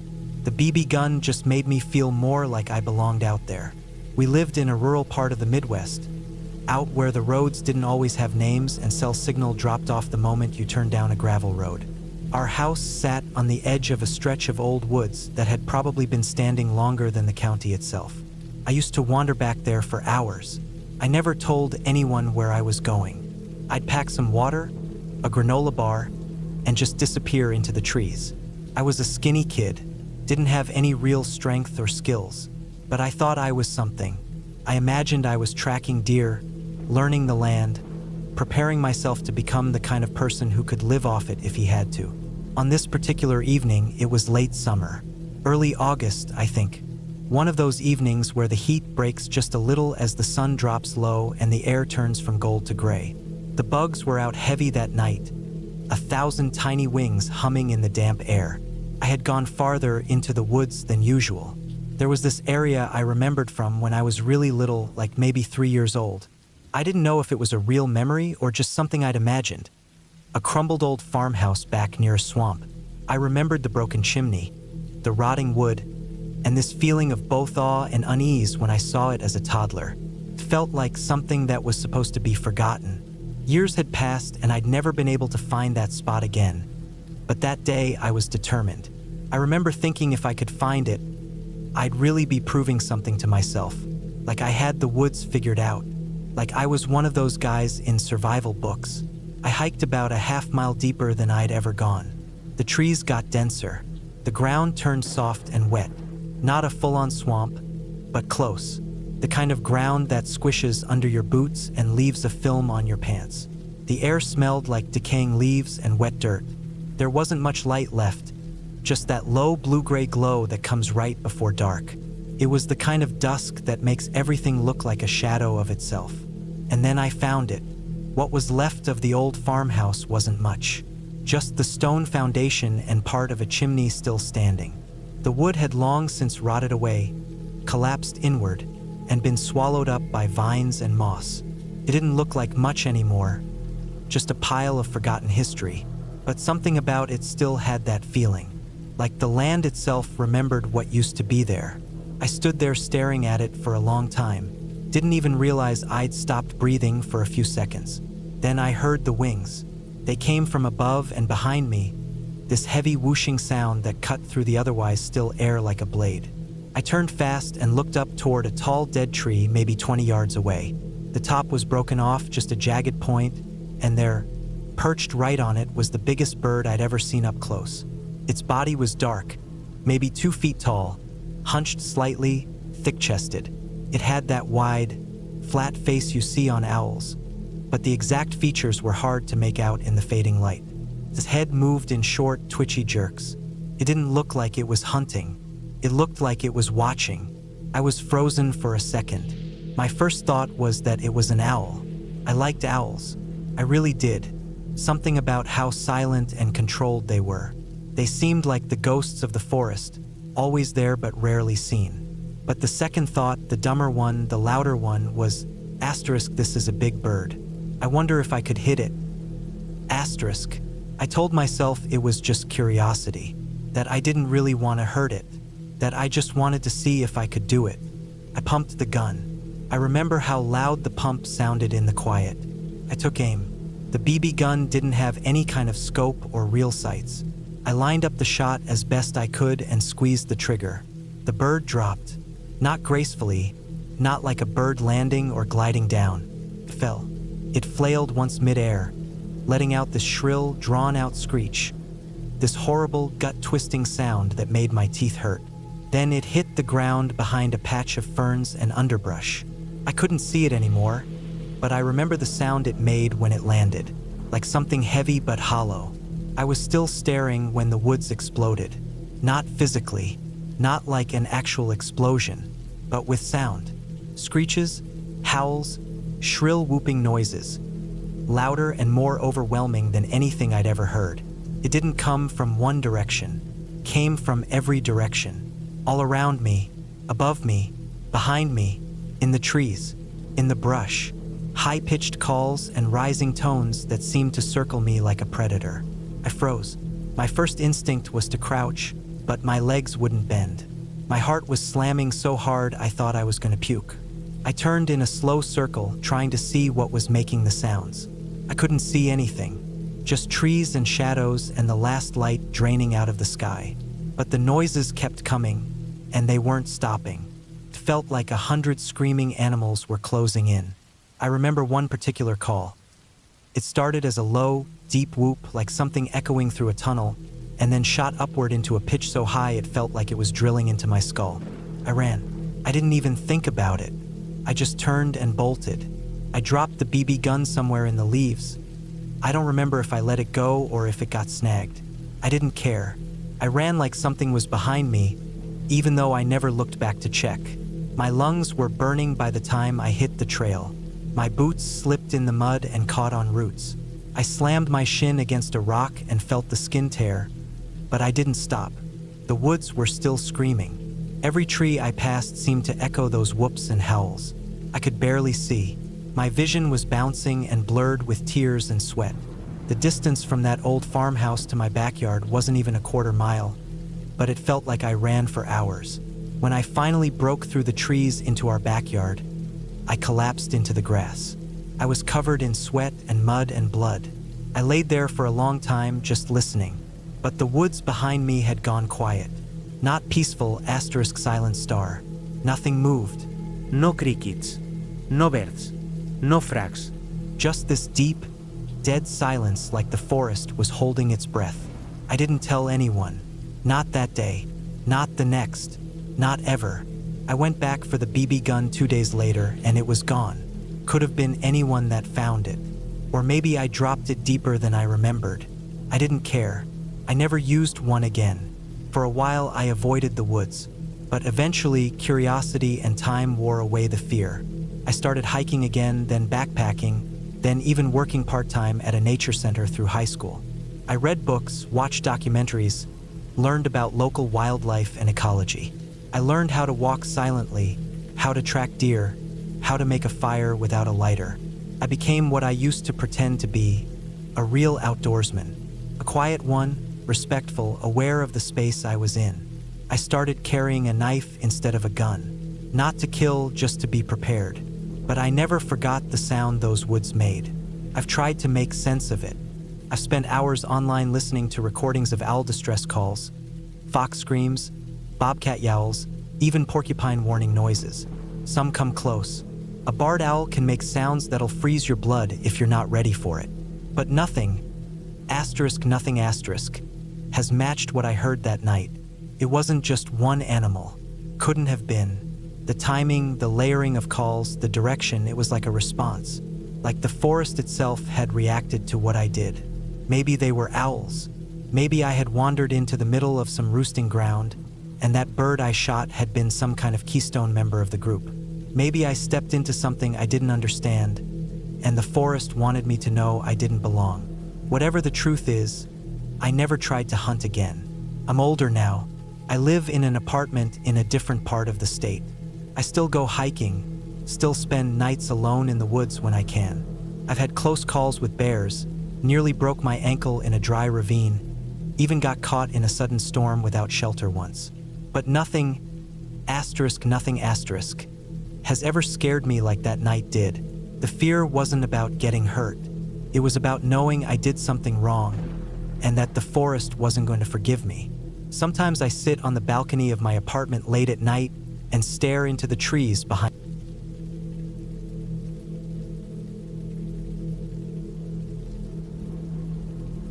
We've been doing this since we were 13. Me and my best friend, same guy every year, same kind of trip.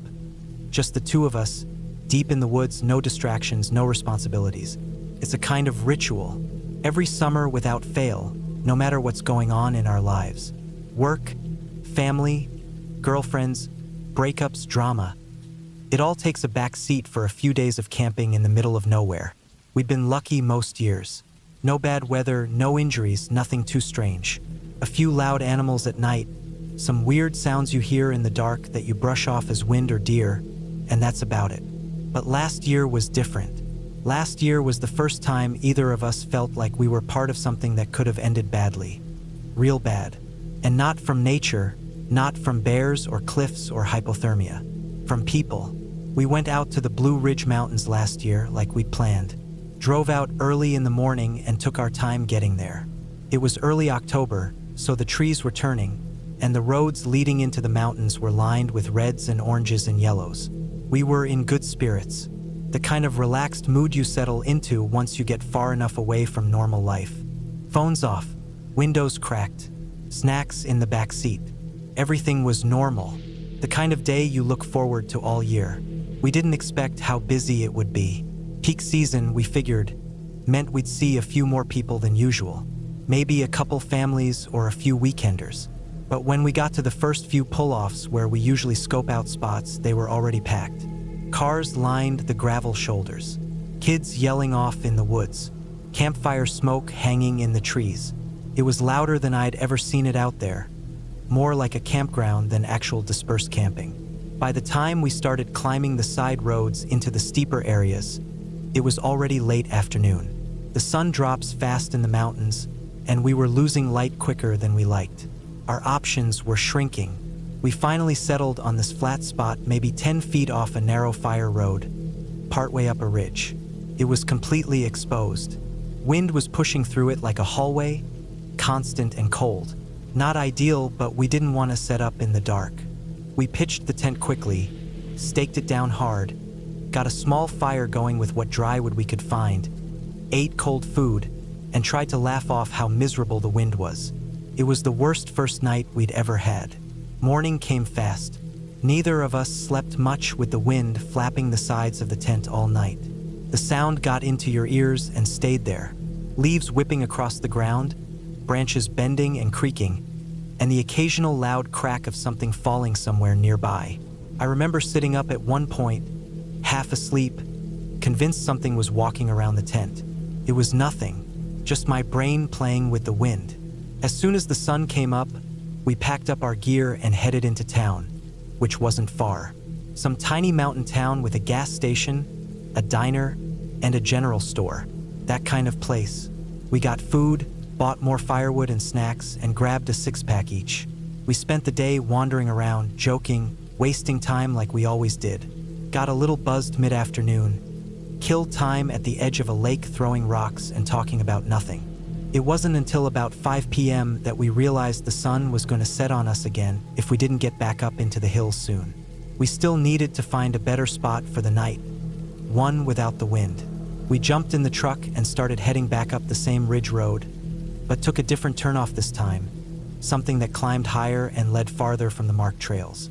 I remembered seeing a clearing on satellite maps when we planned the trip, and we aimed for that.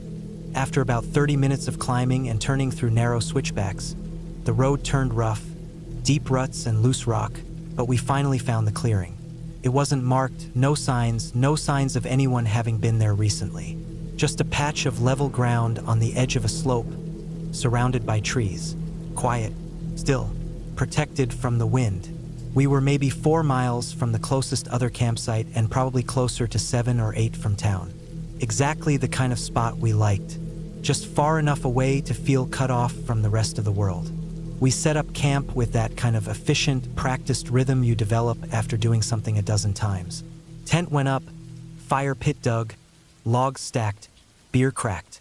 We sat by the fire after dark, poking at the flames and tossing sticks in like we always did. Both of us buzzed and relaxed. No sounds but the wind high up in the canopy and the occasional rustle of animals in the brush. Felt right. Felt like every other trip we'd ever taken. It was just after 1 a.m. when we saw the flashlight.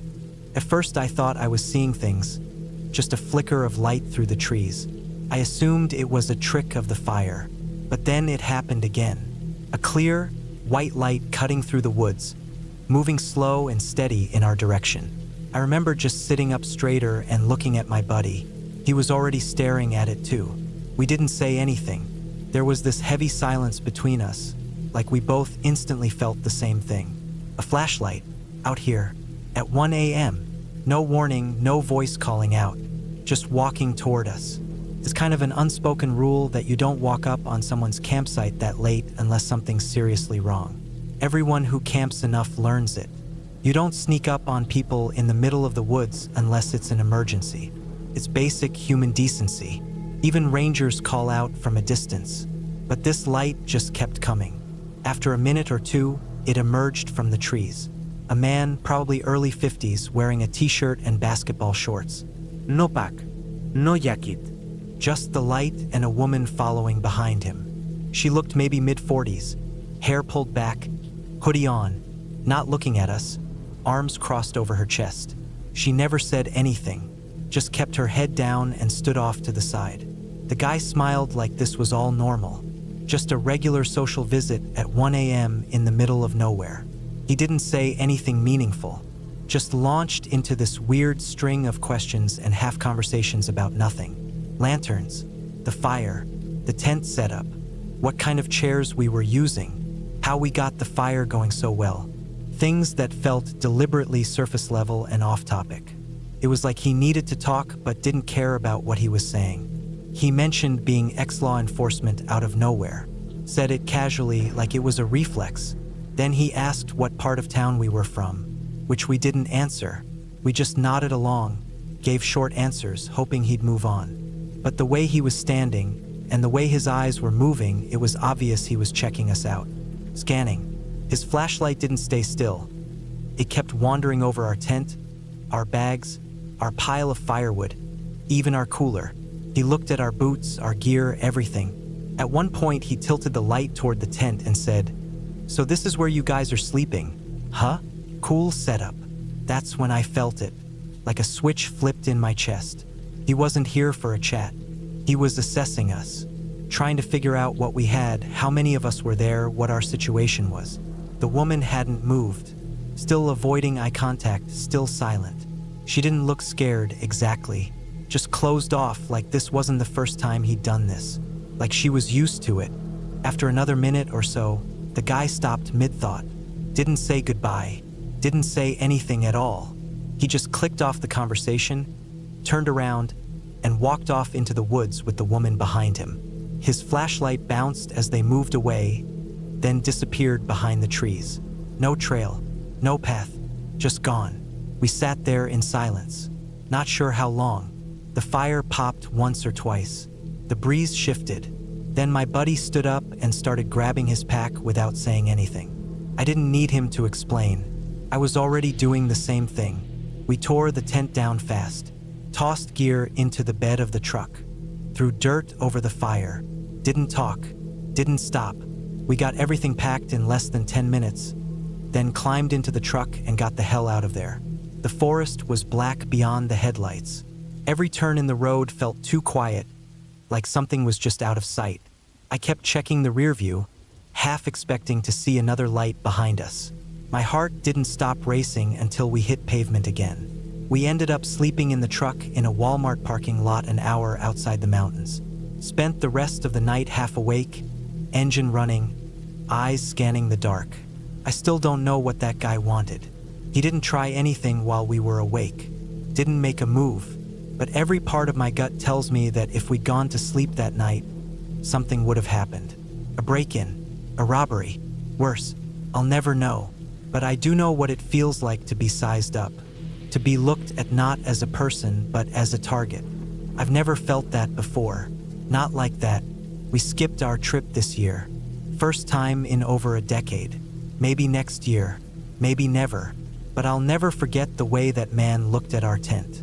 The way his eyes moved like he was counting, measuring, planning, and the way his flashlight vanished into the woods like it had never been there at all.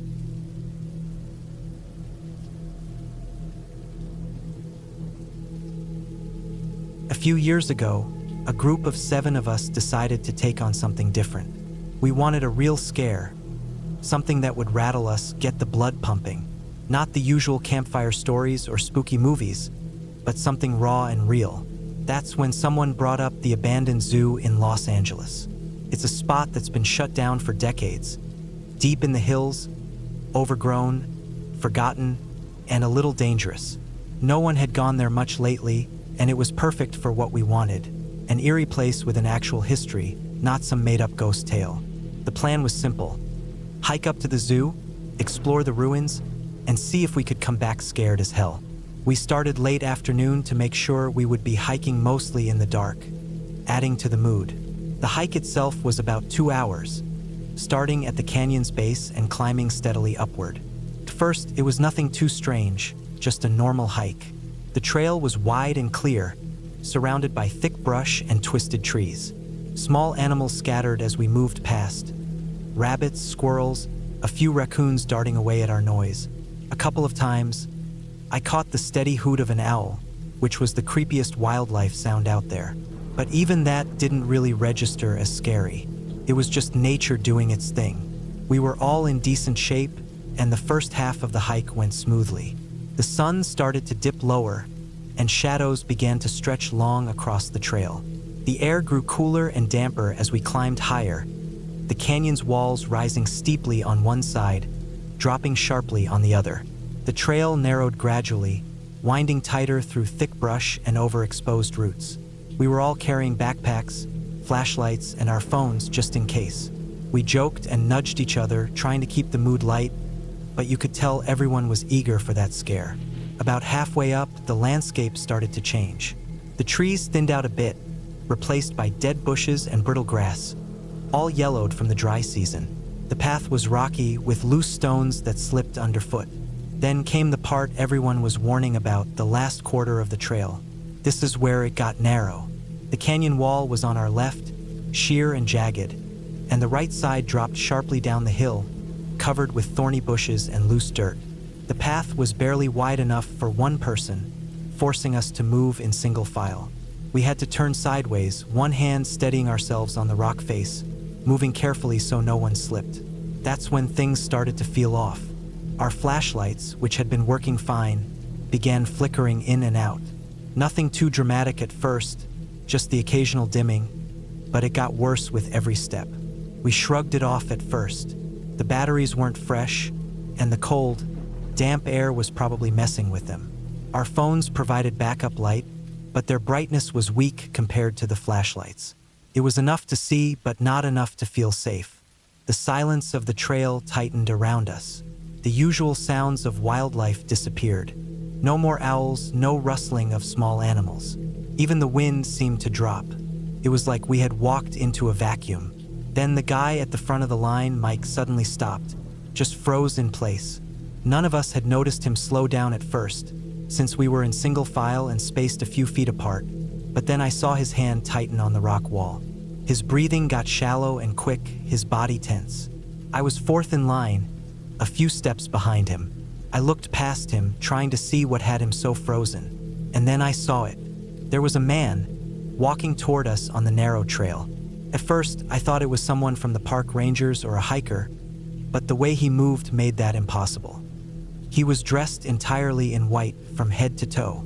White trousers, white shirt, white jacket, and a white top hat perched on his head. His hair was white too, sticking out wildly beneath the hat, almost like powdered sugar dusted on flour. His skin was pale, but not unhealthy looking. It was a dry kind of pale, like he hadn't seen the sun in years. The whole thing felt surreal, like something from an old Western movie mixed with a dream. What was weirder was that his face was covered by a white cloth, wrapped tightly like a mask around his nose and mouth. His eyes, when I caught a glimpse, were sharp and cold. The man strolled right past us, like the narrow passage was made for him alone. He didn't pause or hesitate. No glance, no acknowledgement. Just a smooth, confident walk. We were pressed against the canyon wall, standing sideways to fit through the narrow path. And here was this guy walking straight through us, like we weren't even there. I felt my heart slam against my ribs. I wanted to say something, yell or run, but my body was frozen in place. I could feel the sweat running down my back, though the air was cold. My throat tightened and my eyes stayed locked on him. Behind me, I heard the soft shuffling of feet. Everyone else was frozen too. The man passed by so close I could almost reach out and touch his jacket. There was a faint scent, like old leather mixed with dust, but it was hard to tell because of the mask. Then he disappeared down the path ahead, melting into the dark. For a moment, there was silence so thick it felt suffocating. We didn't say a word. That was it for us. We decided right there to turn back. The rest of the hike down was tense. Everyone kept looking over their shoulder, their flashlights still flickering. The trail felt hostile, unfamiliar, like the shadows themselves were watching. We didn't want to risk staying any longer or pushing through to the zoo ruins. Back near the parking lot, things didn't get any better. As we approached the cars, my flashlight caught something strange. Little orbs of light, floating low and circling the vehicles. They moved fast and erratically, darting between the shadows like fireflies, but way too bright and sharp to be bugs. I pointed it out to the others, and we all stopped, watching in silence. The orbs circled the cars a few times, then suddenly vanished, as if they'd been never there. I know what you're thinking. Maybe it was a trick of the light, some reflection, or a bunch of insects, but I swear it felt deliberate, like those lights were watching us, waiting for us to leave, or maybe warning us. When we piled into the cars, no one said much. The ride back was quiet, filled with the weight of what we'd just seen. None of us went back there after that. The experience wasn't about ghosts or monsters from stories. It was about something real, something that didn't make sense and left a mark on us. I still think about that man in white sometimes, how he just appeared out of nowhere on that narrow trail. The way his eyes looked, like he was somewhere else entirely, and the strange lights circling the car. Whatever it wasn't something you'd want to mess with. The zoo remains abandoned, and so do I, at least when it comes to that hike. There are some places you just don't go, no matter how brave you think you are.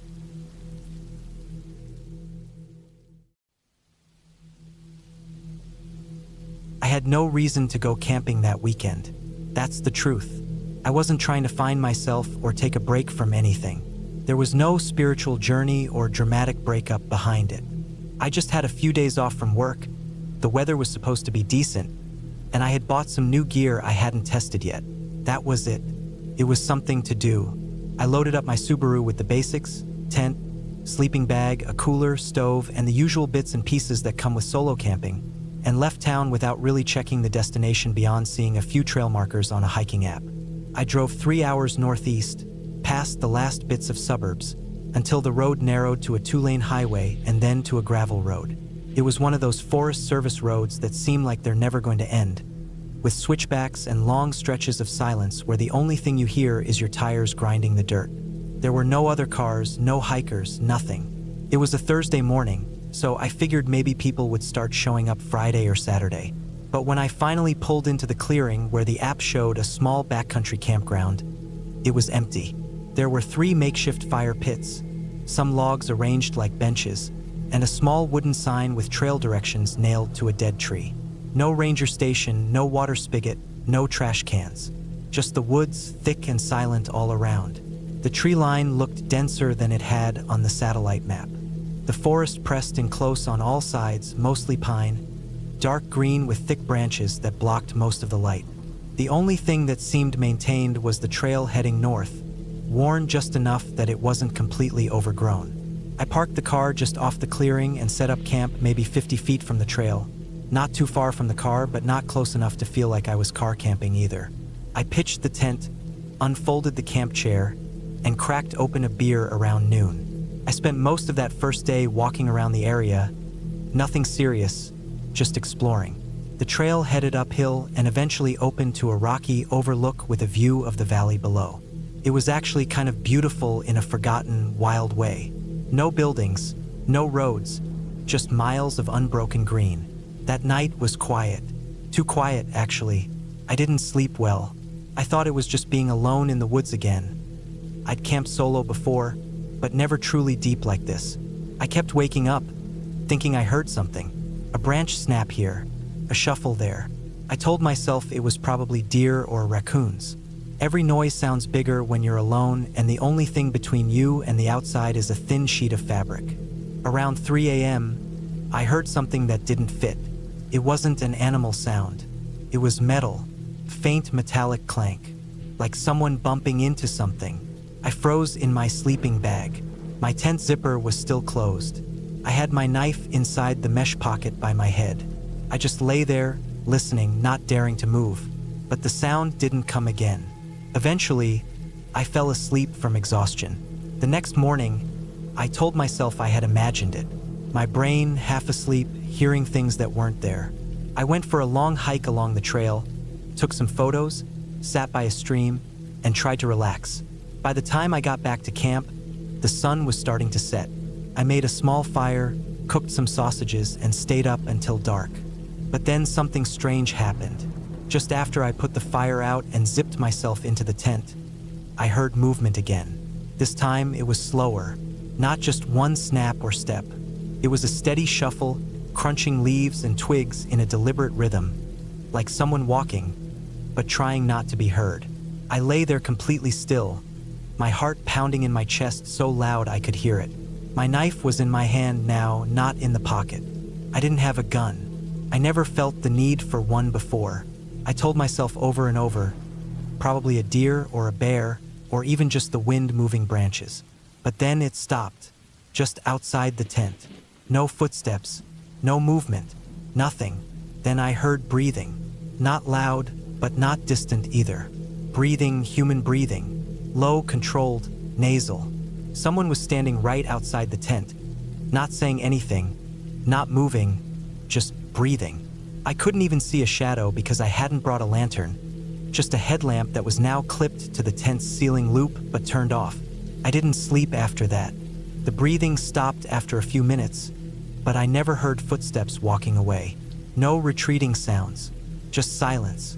When the sun came up, I unzipped the tent as slowly as I could, gripping the knife tight in my hand. I half expected to see someone out there, watching me from the trees, but there was no one. No tracks, nothing missing from camp, nothing disturbed. Even the fire pit looked untouched. But then I saw something that made my stomach drop. There were footprints, not boot prints, not hiking shoes, bare feet. 2 prints, side by side, in the soft earth just a few feet from my tent's door.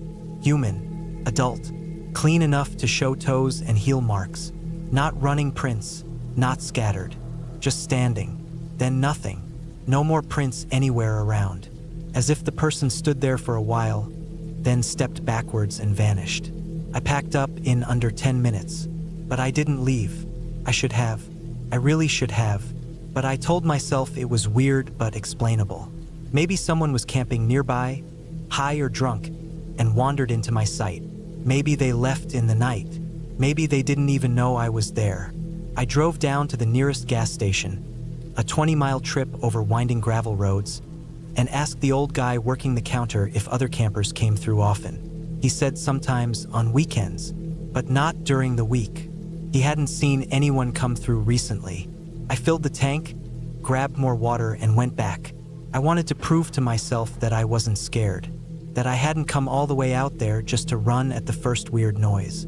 I figured I'd stay one more night. No fire this time, no beer. Just me, a flashlight, and a knife.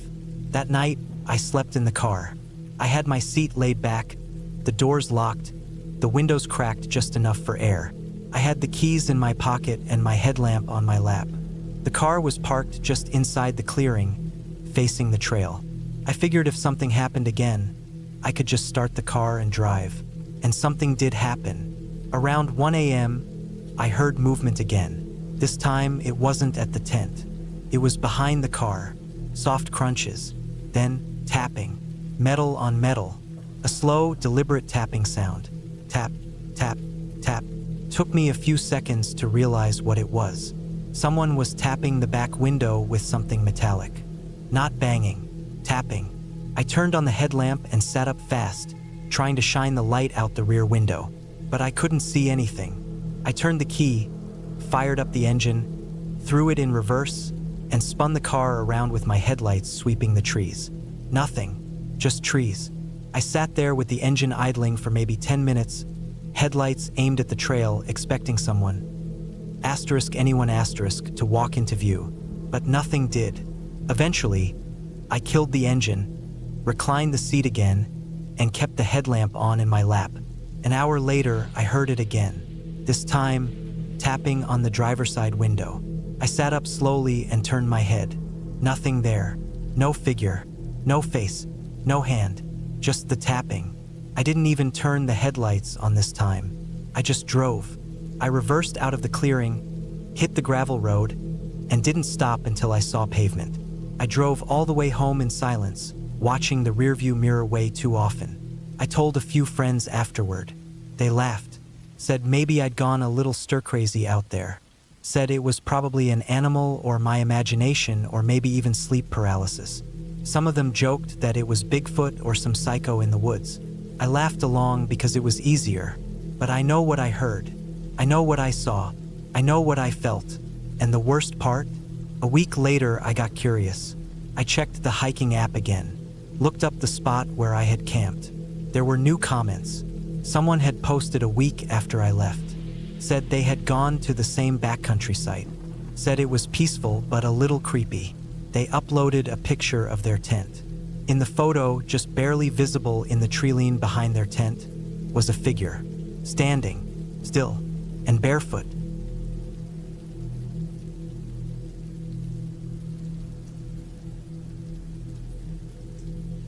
I needed a break from people.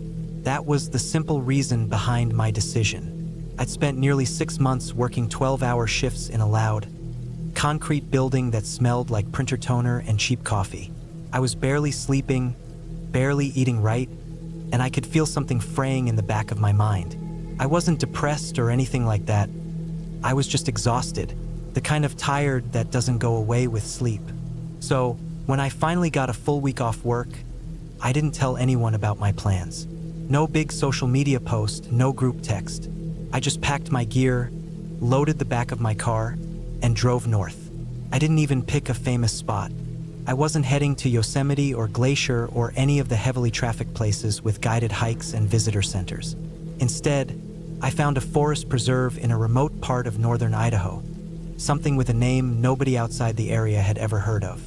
I spent a few hours online looking up trails, and when I found one that looked decently maintained but barely reviewed, I downloaded the map, printed a backup, and made that my destination. The drive was peaceful, a long stretch of two-lane highway followed by winding roads through deep woods. Every mile north seemed to peel away a layer of stress I hadn't even realized I was carrying. By the time I reached the gravel trailhead, late in the afternoon, I was fully disconnected. No bars on my phone, no people around, just trees, a clear sky, and the sound of wind pushing through the branches. I locked my car, hoisted my pack, and started walking. My plan was simple: hike about 5 miles in, set up camp, spend 3 nights out there, and then come back. I'd brought freeze-dried meals, a water filter, emergency gear, a book I'd been meaning to finish, and a notebook. I just wanted to hike, eat, sleep, and think. Maybe write something for myself. The first few miles of the trail were uneventful, slightly overgrown in parts, but nothing difficult. It had clearly been used before, just not recently. By the time I reached a clearing near a slow-moving creek, the sun had started dipping behind the treetops. I checked my map and saw I'd gone about 5.5 miles. That was good enough. I dropped my pack, stretched out my legs, and set up camp. My tent was a one-person bivvy, low to the ground, light and tight. Not much room inside, but it kept the bugs and weather out. After setting it up, I cooked a simple meal on my stove, ate slowly while listening to the water, and climbed into my sleeping bag just after dusk. That first night was calm. I lay awake for a while, just listening.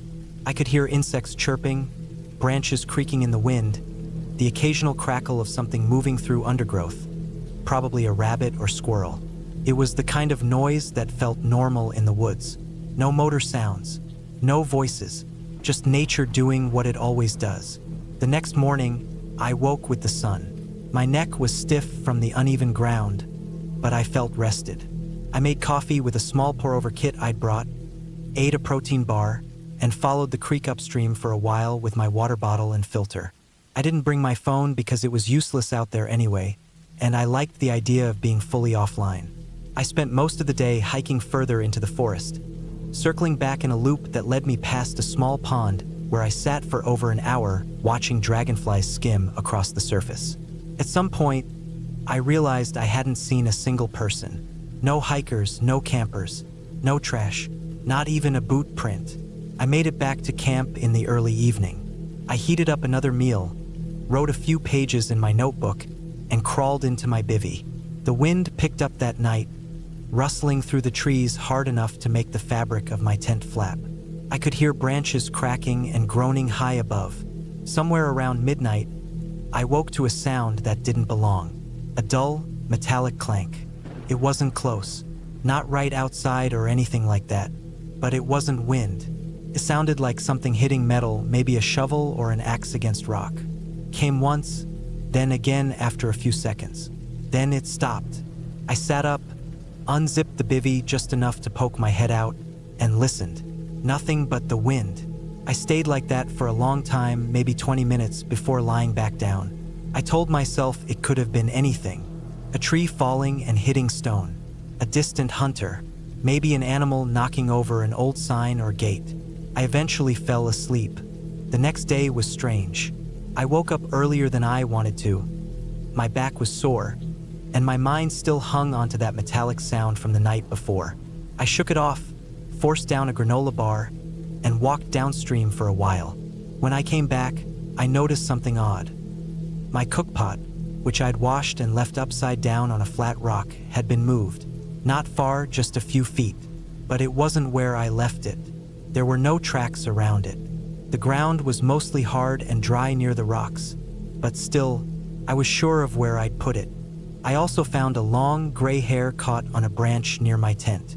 Not animal hair, human hair. Coarse, a few strands. That part one didn't try to rationalize. I just stared at it for a minute, then plucked it off and dropped it into the fire pit without lighting it. That night, I built a small fire, not for cooking, just for comfort. I didn't sleep right away. I sat close to the flames for hours, feeling the warmth on my face while I scanned the trees beyond. I kept telling myself I was just spooked. I hadn't seen anything, hadn't heard anything since the clank. But something in my stomach had tightened, and it wouldn't let go. I went to bed later than usual. The fire had died down to glowing ash. I zipped myself into the bivvy, leaving the mesh partially open so I could see out. I lay still, watching the stars, listening. It was around 2 a.m. when I heard the sound again, closer this time. Metal hitting stone or metal hitting metal, sharp and solid. 3 quick strikes, then silence. My skin went cold. My hands were shaking, even though it wasn't that cold out. I didn't move. I just stared through the mesh. A few minutes later, I heard rustling. Footsteps, slow, measured, crunching dry leaves. No lights, no talking, no flashlight beam. Just movement through the trees. I couldn't see anything, but I knew it wasn't an animal. Too slow, too deliberate. I stayed awake until sunrise. When it got light, I got up and checked around the clearing. Nothing was missing, nothing disturbed, but my gut wouldn't settle. I felt like something was off-kilter, like there was someone else in the woods, and they knew where I was. I debated leaving that morning, packing up and heading out, but it was a long hike back to the car, and I didn't want to panic over a few sounds. I wasn't new to the woods. I told myself it was probably just a hunter, or a weird sound carrying on the wind. But that day, I didn't go far from camp. I kept my pack ready. Every time I went to get water, I carried my knife. I even considered starting a fire during the day just so I could always have it going.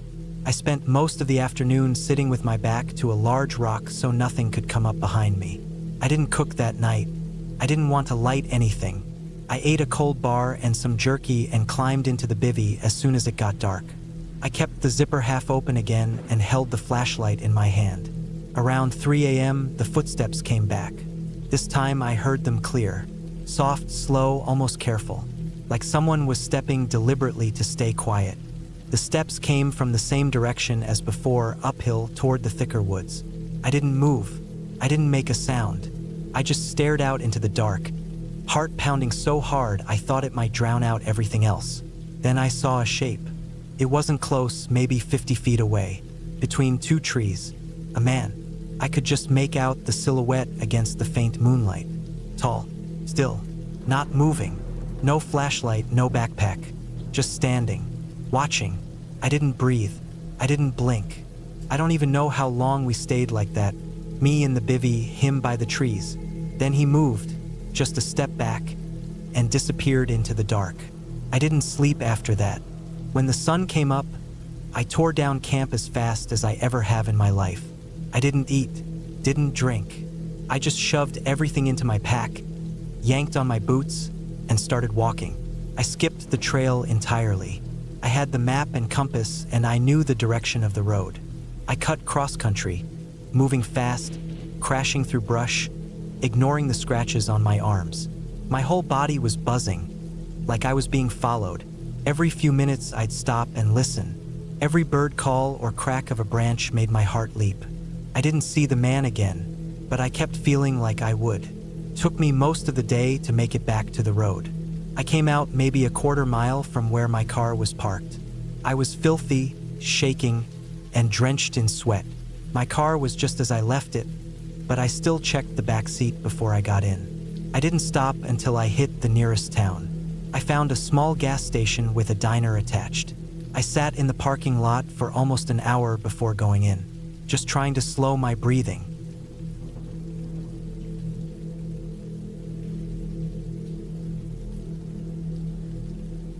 I was 34 the summer I decided to take a solo camping trip. It was early August, and I'd just come off a long stretch of exhausting freelance work. I'd been holed up in my apartment in the city for nearly 3 months with barely a break, glued to my laptop, running on coffee and cheap takeout. I needed out, badly. I had a small stack of camping gear collecting dust in the closet. Old but reliable. A 2-person tent, my father's old sleeping bag, a rusty camp stove I hadn't touched in years, and a few basic tools. I didn't overthink it. I just picked a spot on the map. Somewhere far enough to be quiet, but close enough that I could drive home in a few hours if things got boring. I didn't even tell many people I was going, which in hindsight was mistake number 1. The place I picked was called Sandstone Flats, a low-key, off-grid area tucked away in the northern edge of a national forest. Not an official campground, just one of those quiet backcountry spots you find when you zoom in far enough on Google Earth. I read a couple forum threads about it. Some hunters liked the area, a few folks mentioned it was decent for primitive camping, but there wasn't a whole lot of info otherwise. I left early Friday morning, threw everything in the back of my old Subaru, topped off the tank, and drove north. I passed through a couple of small towns before the last stretch of dirt road took me deep into the forest. I saw a couple of trucks parked here and there off the side of the road. Likely hunters, but I never saw a single person. Eventually, I found a clearing about 100 yards off the trail. It was flat, shaded, and dry, close enough to the dirt road that I could walk out if something went wrong, but far enough in to feel secluded. Perfect. I spent the rest of the afternoon setting up. I cleared some brush, pitched my tent beneath a pair of tall pines, and collected firewood. I set up a little fire ring with some rocks I found nearby and boiled water from a small stream I'd crossed earlier. Felt good to move. It felt even better to stop and listen and realize there was nothing around me but trees and wind and the occasional chirp of a bird or buzz of insects. That night, I made a small fire, cooked some canned chili, and sat in silence. The air was cool but not cold.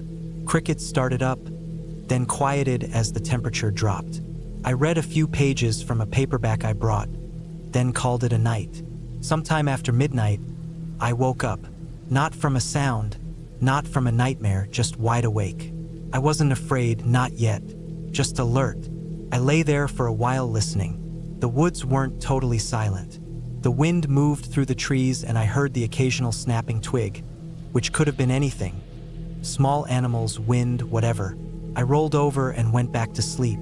The next morning, I hiked. Nothing ambitious, just wandered down old game trails and through gullies for a few hours. I didn't bring a phone, only a compass and an old paper map. Felt good to just be out of reach. Around noon, I returned to camp, made coffee and soup, then lay back in the shade and napped. I didn't see a single other person. Not that day, not the next, but on Sunday morning, something changed. I woke up early, just after sunrise.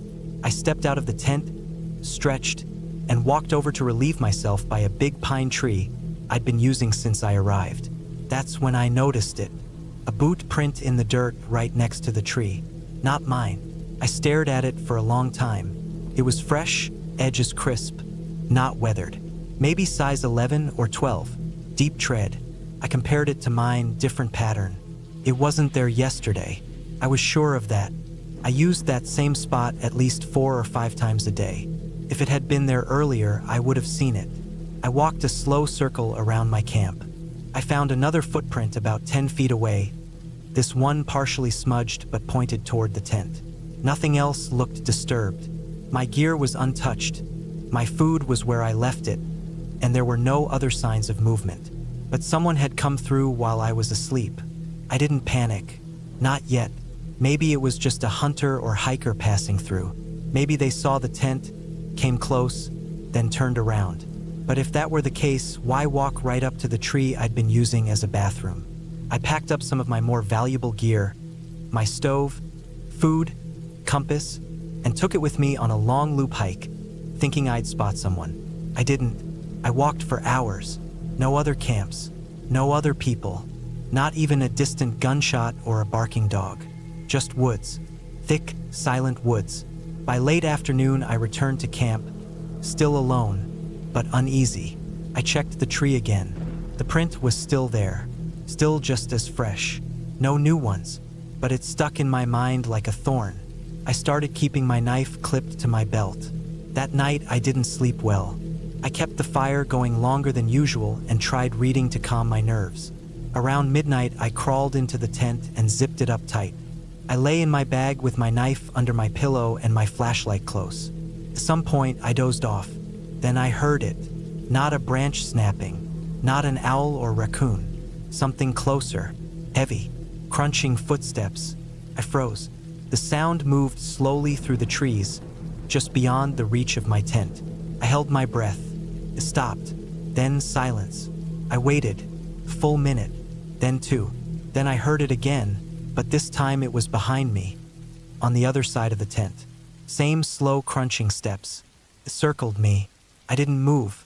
My hand gripped the knife under the pillow. I thought about unzipping the flap and shining my light, but something told me not to. I don't know if it was fear or instinct, but I stayed still. The steps faded. Slowly. Then they were gone. I lay there until morning, too afraid to sleep. When the sun rose, I stepped out. There were no new prints, no signs, but the ground was hard and dry. Whoever had been there might have left nothing behind. That was it for me. I started packing immediately. I rolled my bag, folded the tent, and jammed everything into the car without eating or boiling water. I just wanted to leave. I didn't even extinguish the fire properly. Just dumped dirt on it and stomped it out. I drove fast. Dust kicked up behind me as I followed the bumpy trail out to the gravel road. I checked the rearview mirror a dozen times, half expecting to see someone standing in the woods, but there was nothing. I didn't stop until I reached a gas station nearly 40 miles away. I pulled in, used the bathroom, washed my face, then bought a bottle of water and sat in the car with the AC running. That's when I noticed something. My tailgate was open. Not wide open, just cracked. I always slam it shut. I know I do. I checked my gear. Everything was still there, but one thing stood out. My hatchet was missing. It had been tucked beneath my rolled-up tarp. Now it was gone. I stood there in the parking lot staring into the back of my car for a long time. No one had been near me all morning. The only time I left the car was to pee and grab water. Either it fell out, which seemed impossible, or someone had taken it while I was in the store. But there were no other people around, and I had parked right in front. It didn't make sense. I drove the rest of the way home with the doors locked and my knife sitting on the passenger seat. I didn't stop again. That was nearly 2 years ago. Since then, I haven't gone camping. Not once. I tried to brush it off, tell myself it was nothing. But sometimes I wake up at night thinking about the crunch of footsteps, the fresh boot print, and the missing hatchet. I even went through my photos from that trip, trying to find something I missed. One shot I took, just a picture of the fire pit and trees behind it, made my stomach twist. In the very corner, barely visible, there's a sliver of shadow that doesn't look like a tree. I've shown it to friends. They say it's nothing, probably a branch. But I know what I heard. I know someone was out there, watching me, and I'll never forget how, when I left in a panic, they were close enough to take something from the back of my car, without leaving a sound, without leaving a trace. And if they'd wanted more than a hatchet, I don't think I'd be here writing this.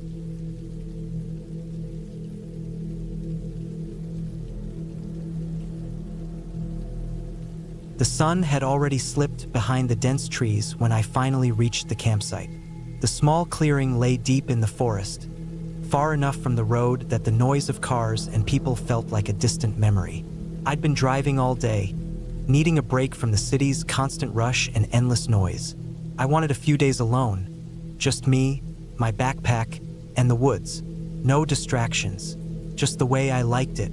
Setting up my tent was the first priority.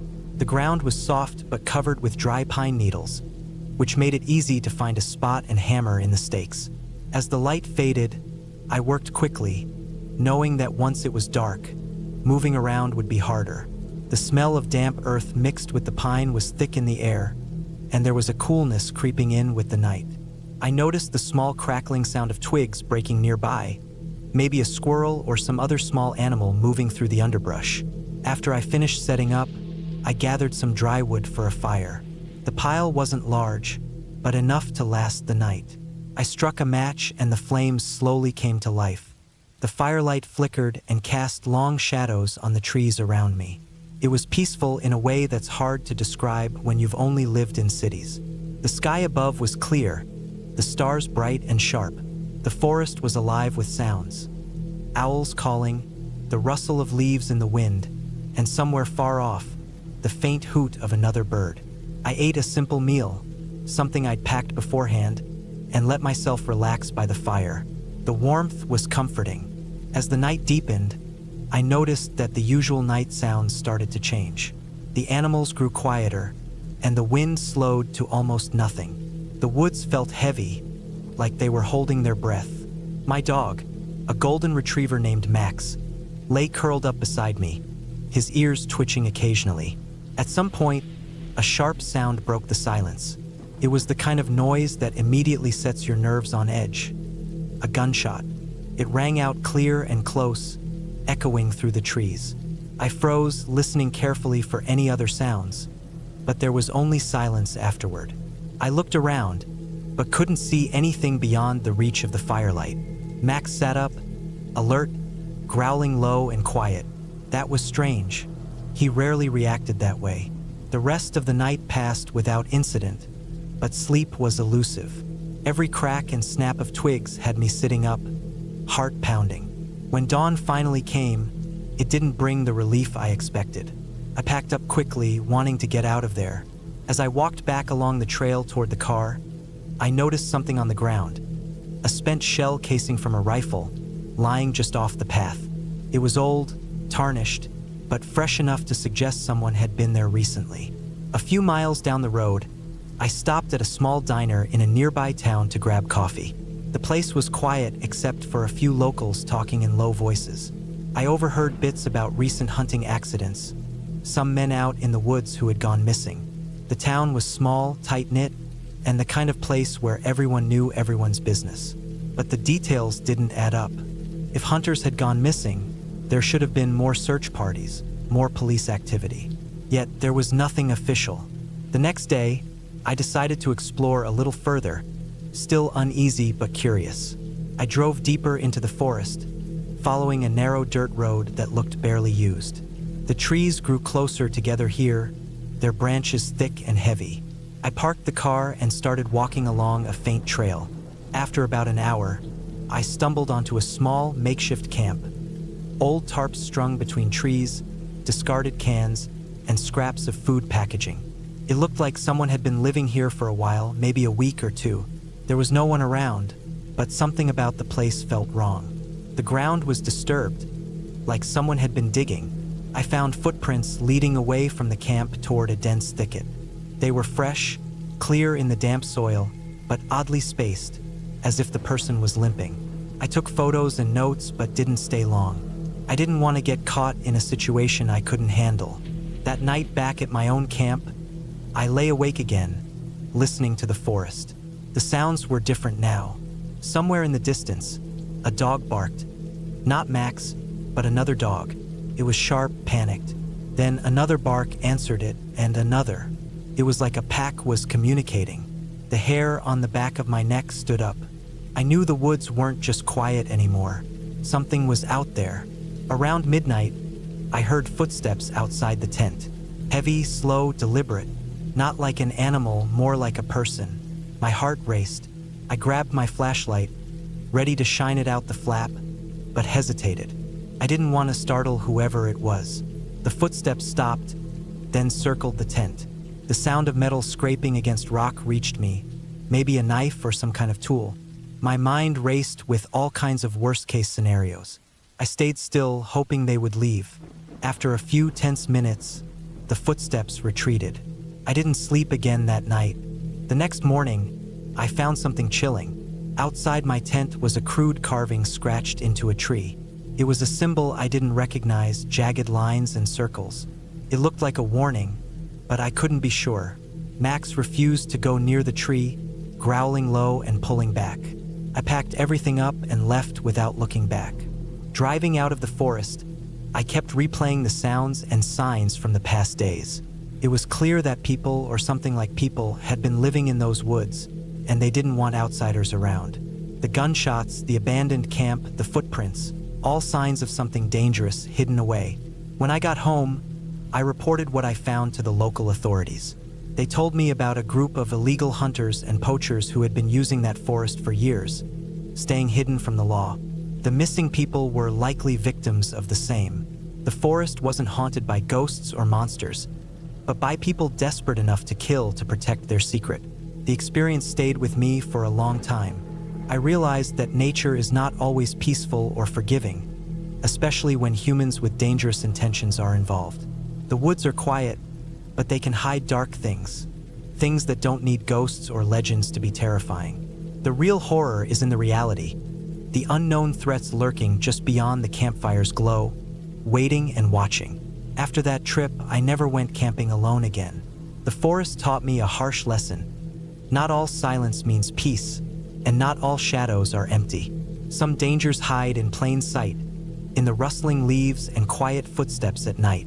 The memory of those footsteps circling my tent still haunts me, a reminder that sometimes the scariest things are the ones we never see, only hear and feel. And that's a fear far worse than any ghost story.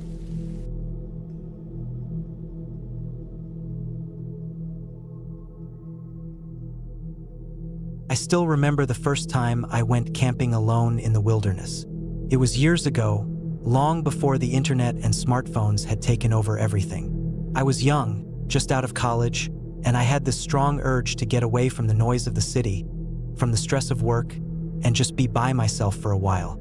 I'd spent my childhood camping with family, but this time, I wanted to do it on my own. No tents, no noisy groups, just me and the forest.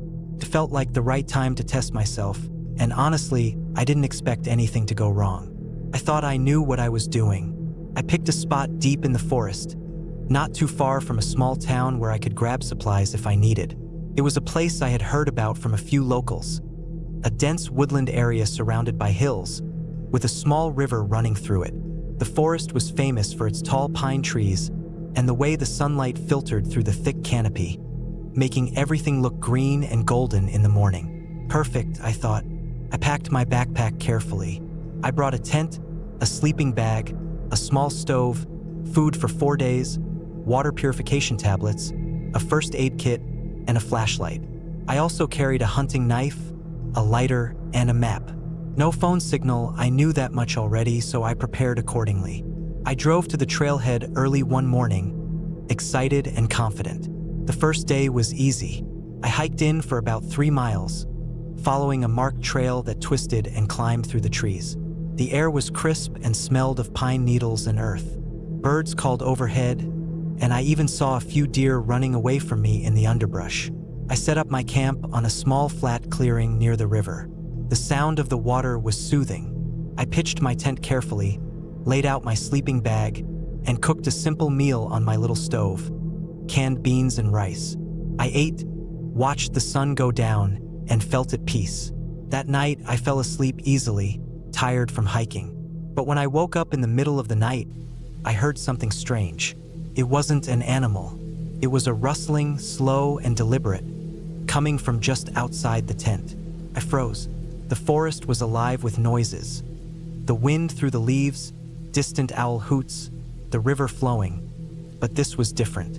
It felt like something was moving just beyond the thin fabric wall of my tent, watching me. I turned on my flashlight, shining it outside, but all I could see were shadows and branches swaying in the breeze. I tried to calm myself, telling myself it was probably just a raccoon or some small animal. I didn't want to believe there was anything dangerous nearby. The next morning, I packed up my things and decided to move camp to a different spot a bit further into the woods. I wanted to stay near the river, but deeper in where fewer people went. As I walked, I kept my eyes and ears open. The forest looked peaceful, but there was a tension I couldn't shake. Every time a branch snapped, or a bird took flight suddenly, my heart jumped. Still, I reminded myself that fear was just my imagination. After a few hours of hiking, I found a nice clearing with soft moss and a few fallen logs I could use for a fire pit. I set up my tent again, collected some firewood, and started a small fire to dry my clothes. The day was warm, the sun strong, and the forest alive with insects and birds. I felt better. That evening, while I was cooking dinner, I noticed something odd. About 50 yards from my camp, on the other side of the river, I saw footprints in the soft mud near the water. They looked fresh, and they were too big to be from any deer or small animal. I traced them with my eyes, and they led along the riverbank into the forest. My stomach tightened. I had no idea who had been there or why. I tried to brush off the feeling and focused on my meal. After eating, I sat by the fire and watched the flames flicker. Darkness came quickly in the woods, and the quiet deepened. The sounds of the river and the forest at night filled the air, but beneath them I sensed something else. Something watching. I double-checked my knife and kept my flashlight close by. I didn't want to overreact, but the footprints unnerved me. I thought about leaving that night, but I convinced myself I was being paranoid. I slept lightly, waking often. The next day, I decided to stay put and rest. I didn't want to wander more into the woods alone. I filled my water bottle from the river using the purification tablets and tried to relax. But I kept catching glimpses of movement, shadows between the trees, a sudden crack of a branch. Every time, I'd freeze and scan the forest, but nothing appeared. That afternoon, I discovered something worse. While walking to gather firewood, I found a crude campfire, old but not too old, and nearby, remnants of a makeshift shelter. Branches leaned against a tree, a tarp that looked torn and discarded. Someone else had been here recently. The idea sent a chill through me. Whoever it was, they hadn't made any effort to be friendly or visible. I hadn't seen signs of a group, just this one small spot. I went back to my camp quickly, feeling exposed. I locked my backpack and kept my knife in my hand. At night, the noises outside the tent grew louder, more frequent. It was like someone was pacing, circling my camp, but when I shined my flashlight out, the shadows scattered. I didn't tell anyone where I was exactly. No phone signal to call for help, and I didn't want to use the emergency beacon unless it was a real emergency. But the fear was creeping in now. I wasn't just alone in the woods. I was being watched, stalked. The following morning, I decided to pack up and leave. I didn't want to wait and find out what was out there. But just as I was breaking camp, I found something that stopped me cold, fresh footprints leading straight to my tent, right where I'd slept. They were large, heavy, and unmistakably human. They circled the tent, then went back toward the river. I scanned the forest nervously. I could see broken twigs and bent grass, signs someone had moved through the underbrush recently. I thought of every horror story I'd ever heard about campers who disappeared or were attacked in the wilderness. I wasn't armed with a gun, just a knife, and I had no idea if this person was dangerous. Without hesitation, I grabbed my backpack and started hiking back the way I came, staying close to the river. But the trail wasn't obvious. The woods grew thicker, and I wasn't sure if I was on the right path anymore. My heart pounded with every step. That's when I heard voices. Not just any voices, but shouting, angry, loud, and harsh. I stopped dead, pressing myself against a tree trunk, trying to stay quiet.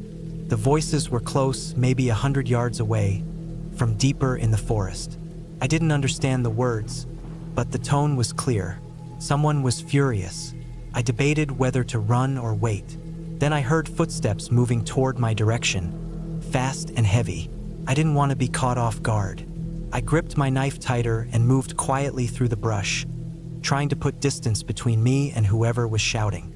I pushed through the undergrowth, stepping carefully on twigs and leaves. The shouting faded behind me, but my breath was ragged. The sun was starting to dip below the trees now, and I knew I had to find my way out soon. Hours passed as I stumbled through the forest, following the sound of the river. The woods felt endless and hostile. I was tired, hungry, and scared. My legs ached, and my throat was dry. I tried to stay calm, thinking that the trail would lead me back to the car or the small town. Just when I thought I was lost for good, I saw a faint dirt road through a break in the trees. It was the same trailhead where I had started. Relief washed over me. I ran toward it, my feet pounding the earth. But then I noticed something that made my blood run cold. The road had fresh tire tracks, but they weren't from a normal vehicle. The tracks were wide, with deep grooves like from a heavy off-road truck or maybe something military. There was no other traffic for miles. The thought that someone was driving out here, near where I'd been camping, unsettled me. I didn't stop to think. I sprinted down the road, following it toward the highway I'd come from. As I walked, I kept looking back, half expecting to see headlights or a truck coming after me. But there was nothing. When I finally reached my car, I locked the doors instantly and started the engine. The forest behind me felt alive with eyes watching. I drove as fast as I could back to town without breaking any laws, heart racing. I didn't want to be out there 1 minute longer. Back in the safety of my apartment that night, I tried to piece everything together. What had I been so scared of? Who else was in the woods? The footprints, the shelter, the shouting. It felt like someone was living off the grid out there, maybe hunting illegally or hiding. Maybe they were dangerous. Maybe they were just another person struggling with something. I never went back to that spot. I told a few friends about what happened, but it sounded like a campfire story, and I didn't want to be laughed at. But the truth was clear. The wilderness isn't just trees and animals. Sometimes it hides people you don't expect and who don't want to be found. And when you're alone and you cross paths with them, it's not a fairy tale. It's real.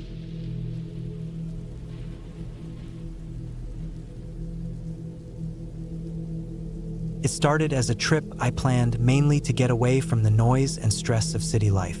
I needed time alone, away from phones, emails, and the constant pressure that seemed to cling to me. I packed a small backpack with the basics: a tent, a sleeping bag, food, water, a flashlight, a pocket knife, and some matches. I chose a spot in a national forest I had never visited before. The map showed a few dirt roads leading deep into the woods, and I found a clearing near a creek that looked perfect for camping. I figured I could spend a few days there, just living simply and quiet, maybe catch some fish or just sit and watch the trees. I arrived in the late afternoon, driving my old truck down the last stretch of the dirt road. The air smelled like pine and wet earth. The sun was low, golden light filtering through the tall trunks. I parked near the clearing and unloaded my gear. The spot was smaller than I expected, but flat and dry.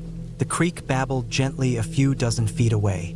Birds were still chirping. I felt good about the spot. No other campers around. No signs of people having been there recently. I set up my tent carefully, making sure the stakes were tight and the rainfly was secure. I gathered some dry wood and built a small fire pit, arranging rocks in a circle. I knew fire was important, not just for warmth or cooking but for feeling safe out here. I put some twigs and branches together, and soon I had a small fire going. I cooked some canned beans on a small portable stove, ate slowly, and then sat by the fire. The air was cool, the sky darkening, stars beginning to appear. The night was peaceful at first. I slept with one eye half open. The sounds of the forest at night are strange and sudden. Branches cracking, the rustling of leaves, an occasional animal call. I had camped many times before, but never in a place this quiet.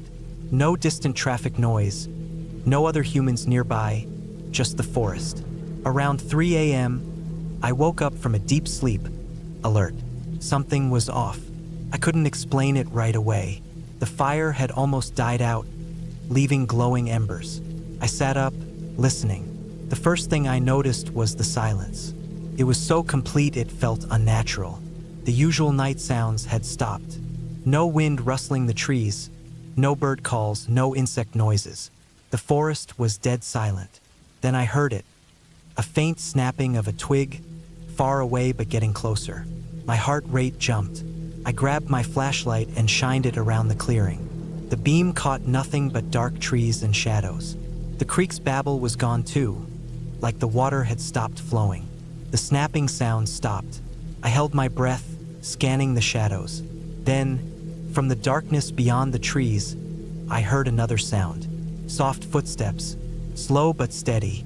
Someone or something was moving closer to my camp.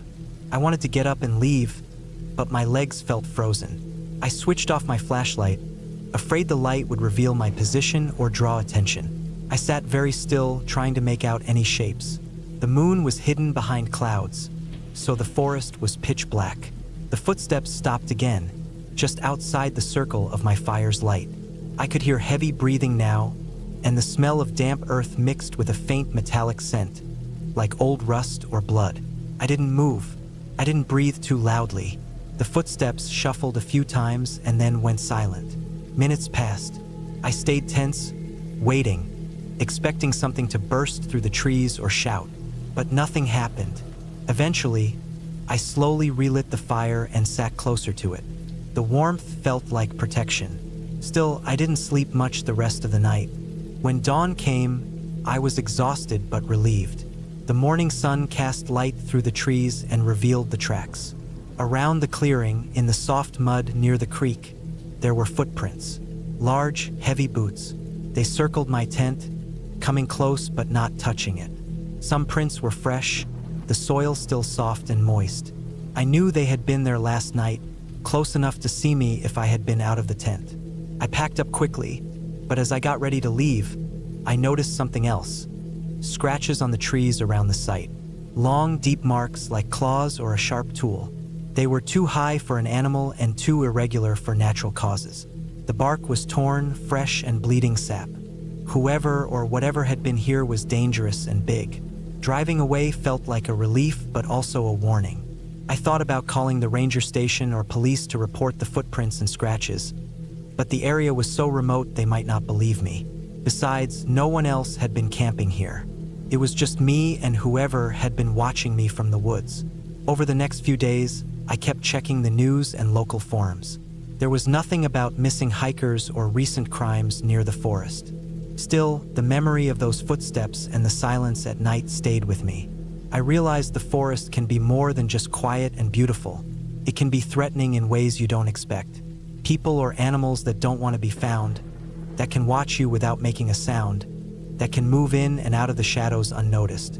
The experience changed how I thought about camping.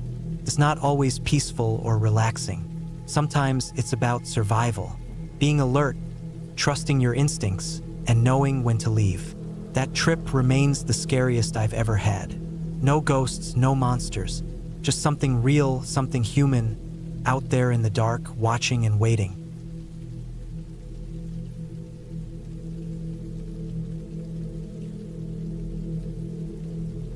A few years ago, I decided to take some time off work and go camping by myself.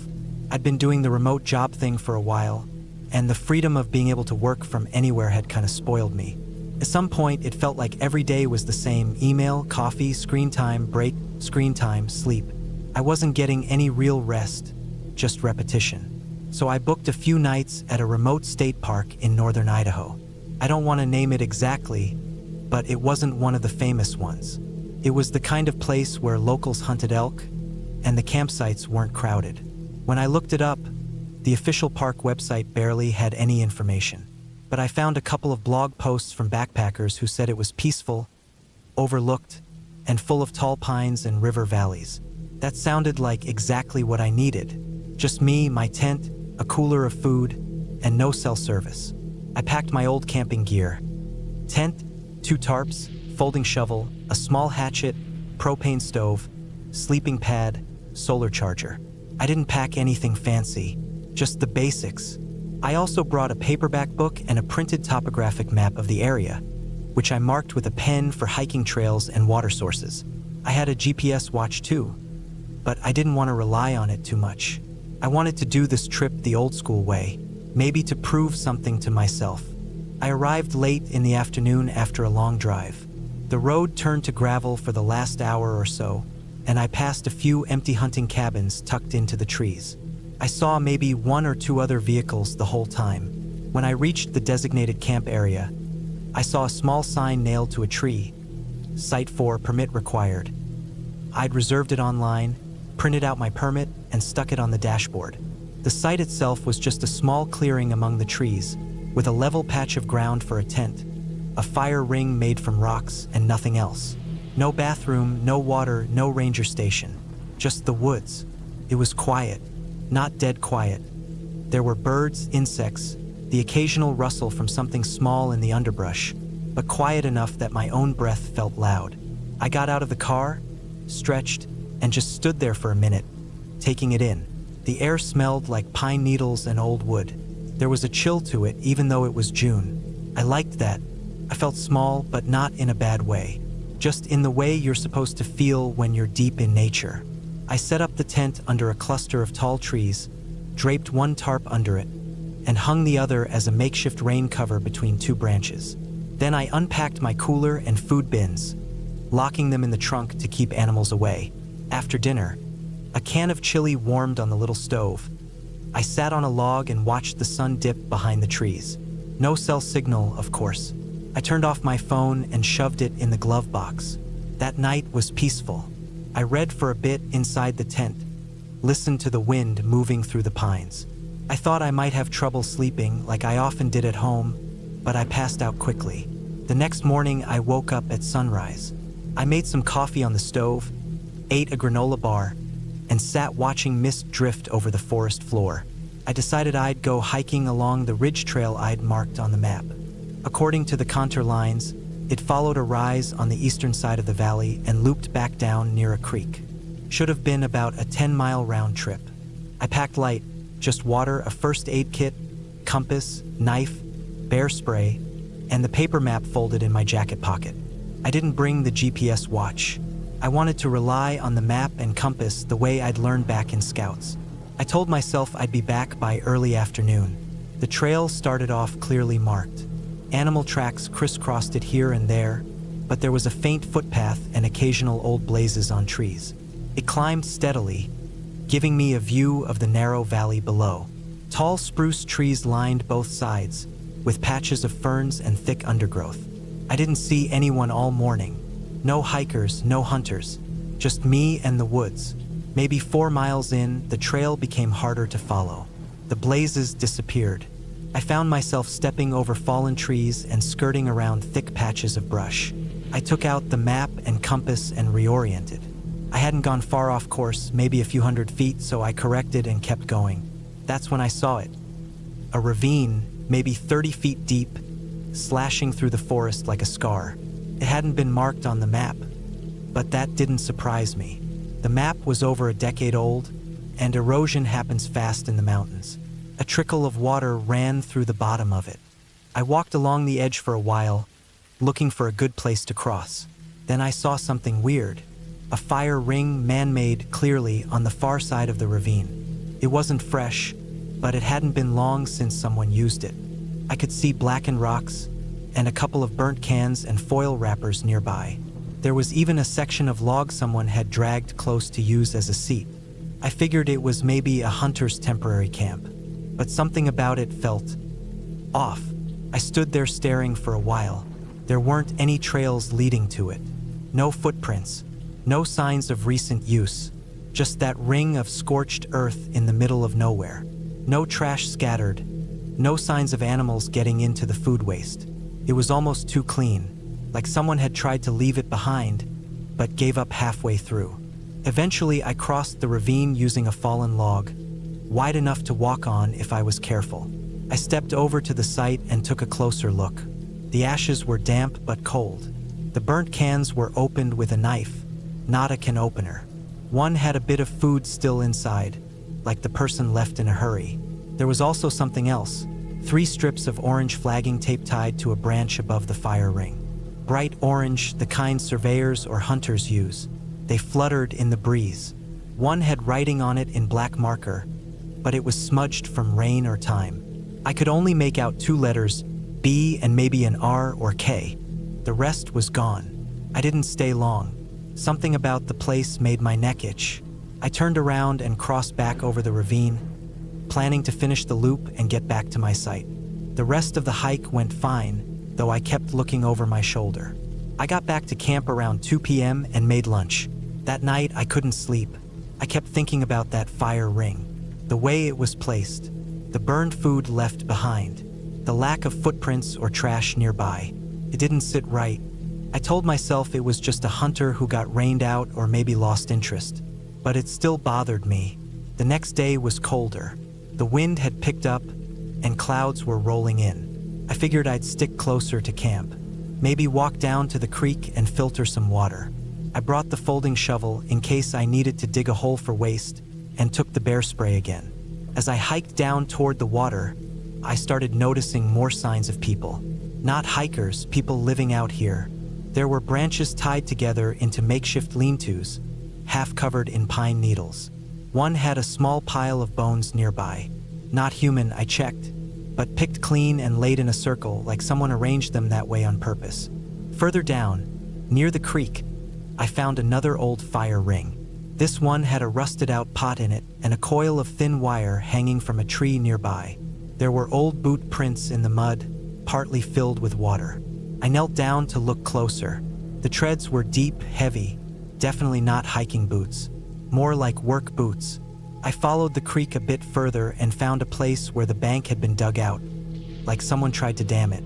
Rocks and branches had been stacked to slow the water. I didn't get too close. Something told me not to. I headed back to camp, taking a different route, looping wide to avoid the lean-tos. I didn't want to imagine who might have been living out here, or maybe still was. That night, I heard movement outside the tent. Started just after midnight. At first I thought it was the wind again, but then I heard a snap, a branch breaking. Then footsteps, slow and deliberate, on the pine needles. Not an animal. I know what deer sound like. This was heavier. I held my breath. The steps moved past the tent, paused, then circled around. I had my knife beside me, hand wrapped tight around the handle. I didn't move, just listened. At one point I thought I heard breathing, just outside the fabric wall. Then nothing. Silence. I didn't sleep the rest of the night. At sunrise, I got out and walked the perimeter of the camp. I found a set of footprints in the dirt near the edge of the fire ring. Deep, treaded, like the ones I'd seen near the creek. No other prints, just in, around, and out again. I packed everything that morning, took down the tent, loaded the gear into the trunk, and drove down the gravel road without looking back. But the weirdest part came 2 weeks later, back at home. I was unpacking the gear in my garage when I noticed something wedged into the base of my propane stove. Something that hadn't been there before. It was a strip of orange flagging tape, smudged writing on it. This time it was clear. Be quiet. I moved out of that house a month later, never went back to Idaho, and I haven't gone camping since.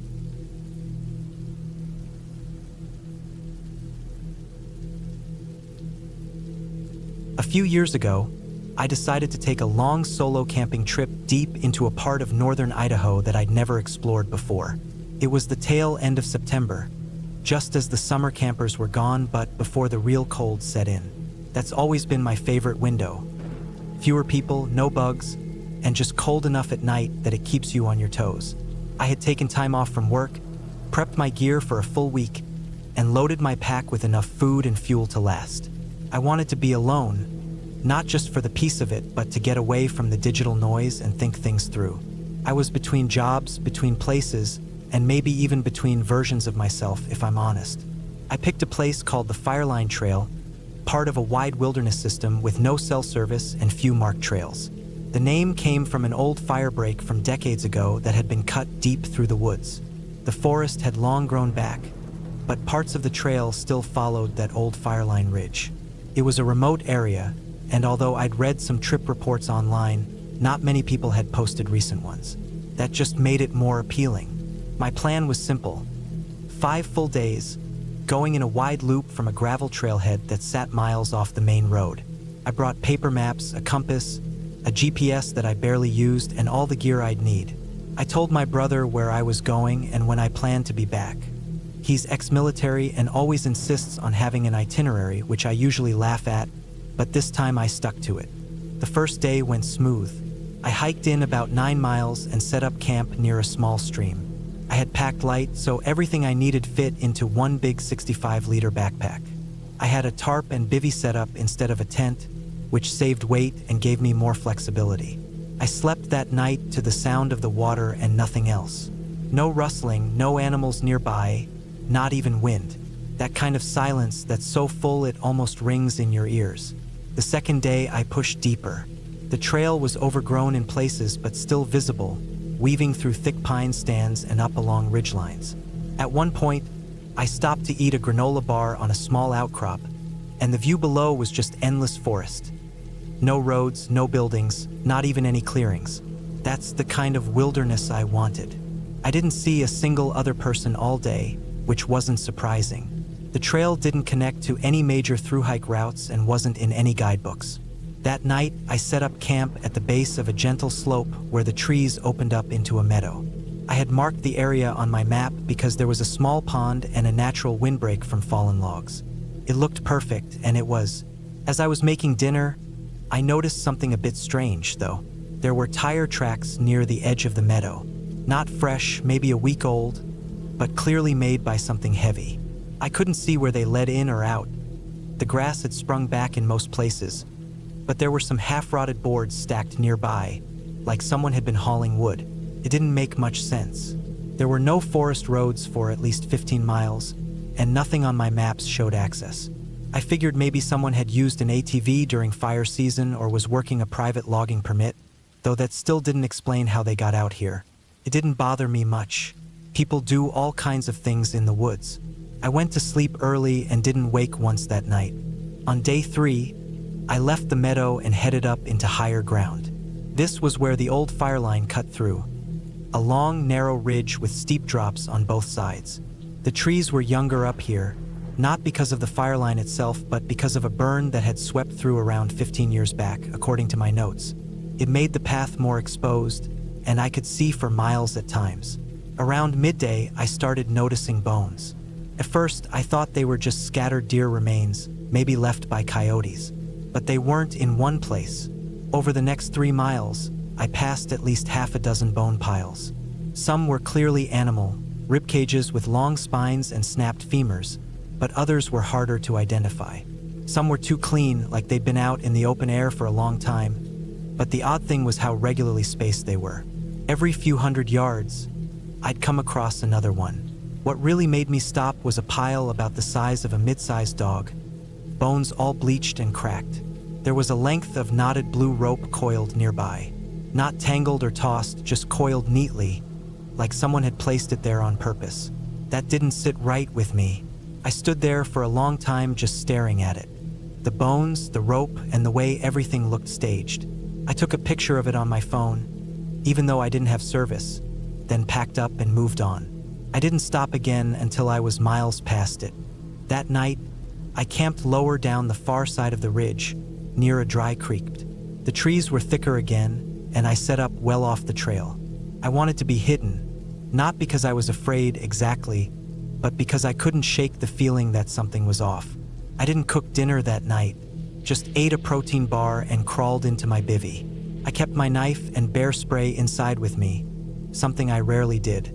Sometime in the middle of the night, I woke up to a sound. It wasn't an animal. It wasn't a branch falling.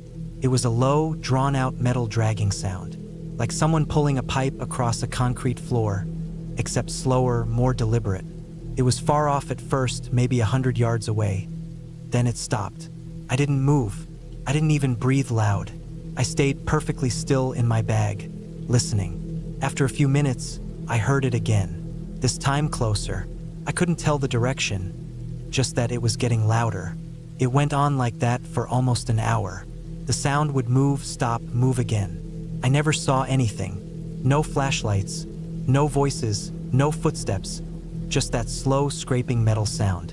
Eventually, it faded away completely, and I laid there awake until morning. I packed up at first light and moved fast that day, covering more ground than I'd planned. My legs burned from the pace, but I didn't care. I didn't want to be near that place. The bone piles, the rope, the dragging noise, it all started to feel like something I wasn't supposed to see. Around noon, I crossed into an old burn zone, one that was now full of fireweed and saplings. I thought about turning around and retracing my steps to get out faster, but I had already passed the halfway point. Going back would take just as long. That afternoon, I found something that made my stomach twist. Tucked into a dense thicket of trees, about 30 feet off the trail, was a lean-to. It had been made out of plastic tarps and cut branches, tied with rope and wire. It wasn't abandoned, not fully. There were signs someone had used it recently. A half-burned pile of trash, a tin coffee cup with a cracked handle, a spoon blackened at the end, empty propane canisters. The place smelled faintly of ammonia and old grease. I didn't touch anything. I didn't go inside. I just stood there, staring at it, trying to understand who would be living out here. This wasn't a hunter's camp. It wasn't temporary. This was someone staying out here long term. Someone who didn't want to be found. I left as fast as I could, my heart pounding so hard I felt it in my throat. I didn't stop again until it was nearly dark. I hiked almost 20 miles that day, well beyond what I was used to. I was so tired my legs were shaking, but I still set up my tarp out of sight and made sure there were no signs of my camp. I didn't light a fire. I didn't cook. I barely slept. The fifth morning, I was supposed to start the final loop back toward the trailhead. It was another 12 miles or so, depending on the route. I wanted to get out as quickly as possible. The trail was rough, not well marked, and I kept losing it in sections. At one point, I passed another old vehicle trail, so overgrown it was basically just 2 indentations in the moss. But I saw tire ruts, fresh ones, deep ones, the kind that come from something heavy being hauled through mud. My chest tightened. That made no sense. There was no way in or out of here for a vehicle. I checked the map again, and the nearest logging road was more than 10 miles west. That's when I found the cage. It was barely visible, tucked behind a wall of brush. Metal wire, rusted but solid, maybe 6 feet by 6 feet, with a reinforced door and heavy chain. The kind of cage used for large animals. Inside it, a pile of rotting meat. I couldn't tell what kind. Maybe deer, maybe something else, but the smell was overpowering. There were bones, fur, flies swarming in thick clouds. And outside the cage, a metal winch like the kind used for pulling logs or moving carcasses. It had fresh scrape marks, like it had been used recently. I didn't linger. I didn't even take a photo this time. I just turned and started walking faster, almost running. My hands were sweating so bad I dropped my compass twice. My mouth was dry even though I kept drinking water. I kept thinking about the dragging sound, the lean-to, the bone piles. Someone was living out here, hunting, trapping, maybe worse, and I had walked right into their backyard. I didn't stop for breaks. I pushed straight through the last 10 miles without rest. My feet were blistered raw, and my shoulders ached from the weight, but I didn't care. I just wanted out. I finally reached the gravel trailhead around 6 that evening.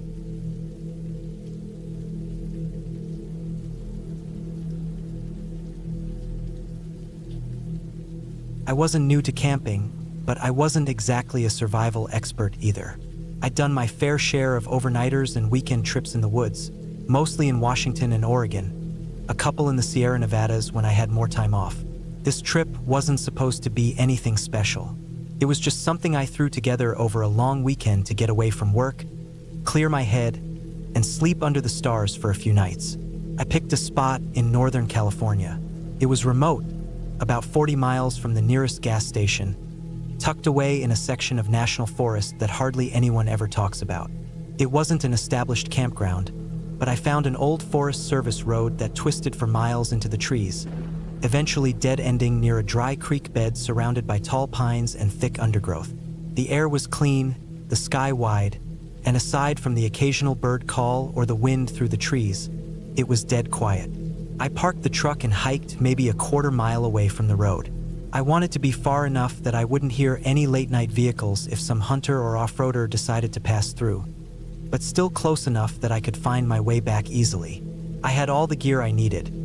My lightweight 2-person tent, sleeping pad, propane stove, a small cooler, some dehydrated meals, a bit of whiskey, and a handgun that I carried more for comfort than anything else. Black bears were around, but they weren't usually a problem. The first day was uneventful in the best way. I set up camp near a rise that overlooked the dry creek bed. There was a small trail running down into the valley, and on the other side the ridge sloped upward again, covered in trees and brush. The entire area looked untouched. No boot prints, no trash, no fire pits, nothing. I boiled water for some freeze-dried chili, poured myself a few ounces of whiskey, and ate while watching the sun set over the ridge. The sky turned orange, then deep red, then finally black. The stars came out one by one, and I lay on my back for a while just watching them. I didn't hear a single car all night. I went to bed early and slept hard. The kind of sleep that only comes when there's no cell service, no screens, and no pressure to wake up at a certain time. The next morning, I woke to the sound of birdsong. The sun was just barely over the horizon, casting pale light through the trees. I got up, stretched, and made coffee on the stove. I sat by the edge of the creek bed and drank it slowly, letting the caffeine and the view sink in. Around noon, I decided to explore up the ridge on the far side of the creek. I packed a day bag, just some water, jerky, a compass, and a first aid kit, and made my way down the slope. The creek bed was completely dry, full of smooth rocks and old driftwood. Probably hadn't held water in months. Climbing up the opposite ridge took more time than I expected. The underbrush was thicker than it looked from camp, and there were fallen trees in the way that I had to climb over or work around. Still, I enjoyed the challenge. It felt good to sweat, to move through terrain that didn't have a path carved into it. When I finally got to the top of the ridge, I was surprised to find what looked like an old hunting blind. It was small and half-rotted, probably hadn't been used in years. Just a few planks nailed together between the trees with a small bench inside. There were empty cans scattered on the ground below it, rusted and faded but definitely old beer cans. I took a photo with my phone just because I liked the way the light hit it, then moved on. I followed the ridge for a while, mostly out of curiosity, and maybe 30 minutes later I came across something I didn't expect. There was another tent. It was nestled in a flat clearing surrounded by trees, with an old blue tarp strung up overhead like a rain shelter. From a distance, I thought maybe it was someone like me, another solo camper who found a nice remote place to relax. But as I got closer, I could tell it wasn't right. The tent was collapsed on one side, like it had been sitting there for a long time. The fabric was stained and faded, and the guy lines were broken or missing. A rusted camp chair sat nearby, and what looked like a fire pit was full of old, ash-covered cans and bits of charred wood. I got a weird feeling in my stomach, like I was seeing something I wasn't supposed to. There was no one around, and no signs of recent activity, but the place didn't feel abandoned either. Felt paused, like someone had left in the middle of something and never came back. I didn't want to dig through the camp or snoop around too much, but I did walk over and lift the edge of the tarp. There was a backpack under it, torn and partially unzipped, but empty. No food, no clothes, no gear, just the frame and fabric. I didn't stick around much longer. I turned back toward camp and hiked the way I came, climbing down the ridge slower than I had going up. Something about the abandoned site sat wrong with me. I kept thinking about the backpack. Why would someone leave it behind if they just hiked out? And why would the tarp still be up, but everything underneath it was gone? It didn't add up. I made it back to my tent late in the afternoon and took a long drink of water. I decided not to cook that night. Just ate some jerky and a granola bar and called it good. The woods were quiet again, but now that quiet didn't feel peaceful. It felt like it was pressing in from all sides. That night I had trouble sleeping. Every time I closed my eyes, I thought I heard footsteps outside the tent. Not constant, just one or two at a time, then nothing. A soft crunch on the leaves, like someone testing their weight or taking careful steps. I told myself it was probably deer. I'd seen signs of them in the area, droppings, small hoof prints, but my gut didn't agree. I kept the handgun next to me in the tent, loaded and within reach. I never needed it before, but I wasn't about to let my nerves get the best of me without being prepared. By morning, I was exhausted. My back hurt from sleeping so tense. I got up and checked around the tent. Nothing was out of place. No animal tracks, no broken branches, no sign that anything had even been near me. But still, something didn't feel right. I decided I'd leave a day early. I packed up camp slowly, double-checking everything. I didn't want to leave gear behind or forget something important. Around 10 in the morning, I had everything in my pack, and I hiked back to the truck. Or at least I tried. The road I'd driven in on was blocked. A tree, thick and old, had fallen directly across it. Not just a branch, but a whole damn pine tree, from trunk to tip. It must have come down during the night or early that morning. There was no wind, no storm, no reason for it to fall. It was like someone had cut it, but I checked the base and saw no saw marks. The roots had just given up. I sat in the truck for a while, trying to figure out what to do. I had a hatchet, but there was no way I was chopping through something that size with it. I had no chainsaw and no cell service to call for help. My only choice was to hike out. I didn't want to go back to the abandoned camp, but the ridge had a better line of sight. If I got high enough, I might get a signal and call someone. So I grabbed my day pack again, locked up the truck, and headed back into the woods. I made it to the ridge in about 2 hours. The same trail I'd used before, but I moved quicker this time. I passed the hunting blind again and climbed even higher, looking for a clearing. Eventually, I found one, a rock outcropping with a view of the distant hills. I pulled out my phone, held it up, and waited. 1 bar, then 2, just enough. I sent a text to a friend back home, just a quick one letting him know I was stuck and needed help. Then I waited. A few minutes later, the reply came through. Got it. We'll call Ranger. Sit tight. I exhaled. I stayed up there for a while, just watching the forest. I could see the tops of the trees shifting in the breeze. Nothing moved down below. It looked peaceful from up there, like nothing could possibly go wrong. On the way back down, I passed the abandoned camp again. But something had changed. The tarp was gone. I stopped cold, staring at the empty clearing. No tarp, no backpack, no camp chair. Everything was gone, just like it had never been there at all. Even the fire pit had been scattered, the stones kicked out of place and the ash gone. I didn't go any closer. I turned and moved fast back toward my truck. When I got there, I found boot prints near the door. Not mine. These were wider, deeper, fresh in the dust. Whoever made them had stood there for a while, watching the truck. Watching me, I backed away and looked around the trees, trying to see if anyone was nearby, but the forest was still. Too still. I unlocked the truck and sat inside with the doors locked and the gun in my lap.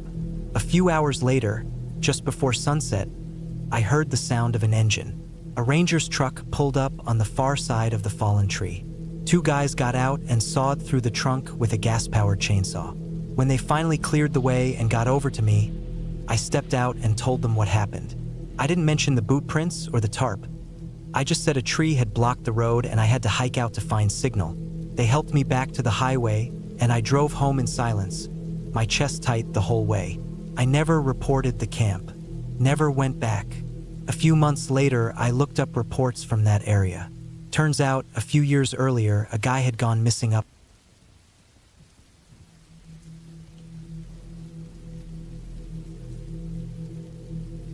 I've been into hiking and camping for years, not in a survivalist way or anything extreme, but I've always enjoyed getting out into the woods.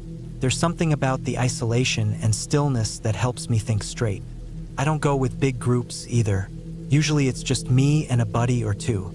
But over the last few years, more of my friends started settling down, getting married, working jobs that didn't allow a lot of time off. So eventually I just started going out alone. This story happened about 3 years ago. I'd planned a solo weekend trip to a state forest in Pennsylvania. I'd been there once before with a friend the year prior, and I remembered it being quiet, not too far off the beaten path, but not overly touristy either. The kind of place where you could hike a few miles and feel completely alone. It had a lot of crisscrossing trails, ridgelines, valleys, and old fire roads. The kind of place that looks flat on a map, but definitely isn't once you're walking it. I arrived on a Friday around noon. It was a hot June day, not humid, just dry and warm, with high clouds floating through. I parked at a small trailhead pull-off, only 2 cars there besides mine, and strapped my pack on. I was planning to hike about 6 miles in and camp in an area I'd marked on my GPS. It was a flat area near a creek, close enough to the water to be convenient, but far enough not to have to deal with bugs or flooding. The hike was quiet. I passed one couple coming out about a mile in. They gave me a quick wave and kept going. After that, I didn't see anyone. The trail was overgrown in places, not heavily used, but the blazes were still visible every now and then on the trees. I had offline maps on my phone and a printed topo map just in case, so I wasn't too worried. took about 3 hours to get to the spot I'd picked. I moved slower than usual because I kept stopping to take photos or sip water. Once I arrived, I found a decent clearing about 30 feet from the creek. The trees were tall and spaced out, and the ground was flat enough to pitch a tent. I dropped my pack, took off my boots, and walked down to the creek to cool my feet.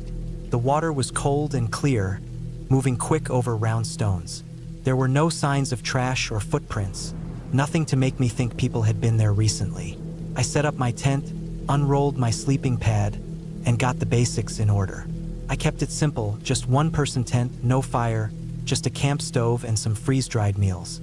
I sat against a tree for a while, watching the creek and letting the sun drop a little lower. Eventually I made dinner, ate in silence, then cleaned up and stashed my food in a bare canister about 100 feet away, wedging it between two rocks under a fallen tree. That night I stayed up for a bit reading a paperback I'd brought. The air got cooler, and by 9:30 the woods had gone dead silent. No wind, no rustling, just the soft gurgle of the creek in the distance. I remember how still it was, how peaceful. I zipped into my sleeping bag and fell asleep fast. Sometime in the middle of the night, I woke up needing to pee. I checked my watch, it was a little after 2 a.m. I didn't hear anything, no animals, no insects, nothing unusual, just the same soft creek sound. I unzipped the tent and stepped outside barefoot, staying close to the tent. The moon was out, bright enough that I didn't need a flashlight.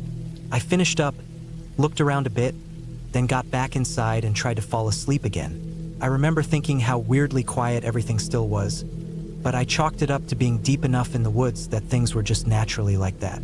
In the morning, I made coffee and sat by the creek for a while, watching a small bird hop between rocks. It was around 8 a.m. when I noticed something strange. Across the creek, maybe 30 or 40 yards away, was a small, trampled patch of ferns. At first I thought maybe it was from a deer, but then I noticed a few boot prints in the mud.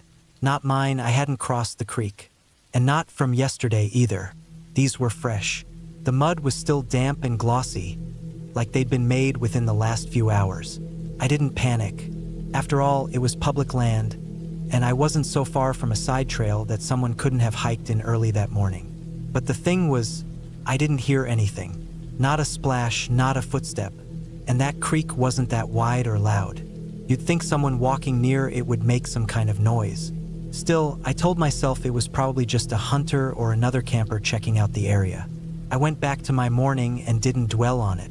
Around noon, I decided to do a day hike. I took a small pack with water, some food, and my GPS, and headed northeast along a ridgeline that I'd marked out. The hike was uneventful at first. Just trees, birds, the occasional rustle in the underbrush. But around an hour in, I came across something odd. Hanging from a tree branch about 10 feet up was a string. At the end of the string was a small aluminum can, crushed flat, like it had been stomped on, and some faded red cloth tied around it. It was just dangling there, spinning slightly in the breeze. I stopped and stared at it for a while. It didn't seem like trash. It looked intentional. I took a picture of it and moved on, a little more alert than before. Another mile in, I found what looked like an old campsite. There was a ring of stones, blackened from past fires, and a couple of logs arranged around it like seats. The thing that unsettled me was that one of the logs was split down the middle and had fresh axe marks. Clean, sharp ones. The wood inside was pale and dry, not rotten or aged. That meant someone had been here recently. Again, I reminded myself that it was public land. Nothing illegal about people camping, but something about it felt wrong. The site wasn't maintained. There was no tent, no trash, no gear, just the fire ring and the split log. On the way back to my tent, I kept glancing over my shoulder. I didn't see anyone, but I started hearing things. Small things, like a quick shuffle in the leaves, or a branch snapping somewhere far off. Could have been animals, could have been my nerves, but it didn't stop. Every few minutes, there'd be some new little noise just far enough away that I couldn't pinpoint it. When I got back to camp around 4 p.m., everything looked the same. Tent still there, bare canister still wedged under the log. I I sat down and tried to calm myself, telling myself I was overthinking things. I made an early dinner and decided I'd pack up and hike out first thing in the morning instead of staying another night. The place didn't feel right anymore. That night, I tried to sleep, but I couldn't. I lay there in my sleeping bag, wide awake, heart beating faster than it should have. At one point, I thought I heard footsteps, not animals, real two-footed steps on dry leaves. But every time I sat up to listen, the sound stopped. Then it would start again later, quieter, slower. I didn't leave the tent. I didn't call out. I just stayed still and waited for it to pass. It went on like that for what felt like hours. Sometimes it sounded like someone was circling my tent. Other times it was farther off, but it never came closer than about 30 feet. By the time the sky started turning gray in the early morning, I had barely slept. I packed up fast, skipping breakfast. I didn't even bother boiling water for coffee. I threw everything in my pack, grabbed the bear canister, and started back toward the trailhead without wasting time. I kept looking behind me as I walked. Nothing, just empty woods. About 2 miles in, I passed a tree with a long vertical gash in the bark. It hadn't been there 2 days ago. The edges were fresh, sap still weeping from the wound. It looked like it had been made with a blade, axe or machete, clean, deliberate. I kept moving faster now. I reached the trailhead around 9 a.m. There was one other car in the lot, different from the ones I'd seen before. A faded blue pickup with no plates, just a temporary tag in the window. The driver's seat was empty, windows rolled up, and no sign of anyone nearby. I didn't wait. I got in my car, started it, and drove straight out of there. Once I got onto the main road and had cell service again, I pulled into a gas station and sat there for a while, collecting myself. I didn't report anything. What would I have said? That I saw a crushed can hanging from a string and heard footsteps in the night? That someone might have been watching me? I never went back to that forest again. 2 weeks later, I was reading some local news online when I saw a headline about that same state forest. A hiker, male, mid-30s, had gone missing on one of the back trails. They found his car at a pull-off, and his last known location was within a few miles of where I'd camped. A search party was still looking for him. No updates after that. I saved the article. I still have it, actually. Every now and then, I pull it up and look at the map, tracing the trails I took, wondering where he'd gone, or if he saw the same things I did. I haven't camped alone since.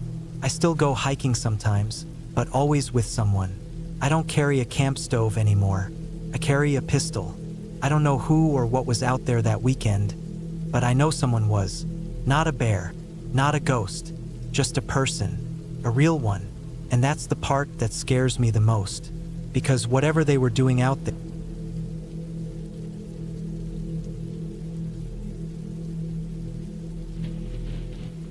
I took a week off from work to go on a solo camping trip back in September. I work construction in a small city in the Midwest, and when the summer jobs start slowing down, I always try to get away before the weather turns. I've never been the type to book fancy trips or go sit on a beach somewhere. I like to be alone, off-grid, somewhere real quiet. There's something about being out there with just the trees and the air that puts my mind right. This time I picked a remote patch of national forest land in the Upper Peninsula of Michigan, about a 4-hour drive from where I live. It wasn't a developed campground. I found a spot using a topo map and satellite view, a few miles off a fire road. I parked the truck, threw on my pack, and hiked in. No trails, no people, no sounds except wind and birds and leaves. I set up camp in a low, mossy clearing near a shallow stream. The trees around were mostly pine, with thick undergrowth of ferns and long grass in every direction. I had to clear a bit of it to pitch my tent. The weather was cool but not cold, with gray skies and little patches of sunshine peeking through every now and then. It smelled like wet bark and dirt, real fresh. The first couple of days were uneventful. I boiled water, cooked basic meals, gathered firewood, explored around camp a little.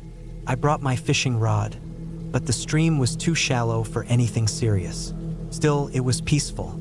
No service, no people, nothing to worry about. The kind of quiet that feels heavy on your shoulders. On the third night, I was sitting near my fire after dark, just staring at the flames and thinking about nothing. Then I heard something out in the woods. Sounded like a branch snapping, maybe 30 or 40 yards away. I didn't think much of it at first. Deer move around all the time at night. Could have been a raccoon. But then it happened again and again. Not footsteps exactly, but crunches, like something walking slow, heavy, and trying not to be heard. I froze for a bit, just listening. The sound stopped when I stopped moving. I waited maybe 5 minutes, didn't hear anything else. Figured maybe it was an animal that had already moved on. Still, it made me uneasy, so I threw some more wood on the fire and kept it going a while longer than usual before going into my tent. Next morning I got up, made coffee, and walked around the edge of my camp. I wanted to see if I could find tracks. The ground wasn't great for it. Mostly grass and dead pine needles, but near the stream I found what looked like a partial footprint. It wasn't clear enough to tell if it was a boot or a bare foot or even an animal. Just an area where the ground was pressed in deeper, and a little flattened spot of moss like something knelt or stood there. I didn't like it, but I told myself it was nothing and went about my day. That afternoon I hiked up a steep incline about a mile east of camp. There was a ridge I wanted to climb to look out over the forest. Took me a couple hours to get there.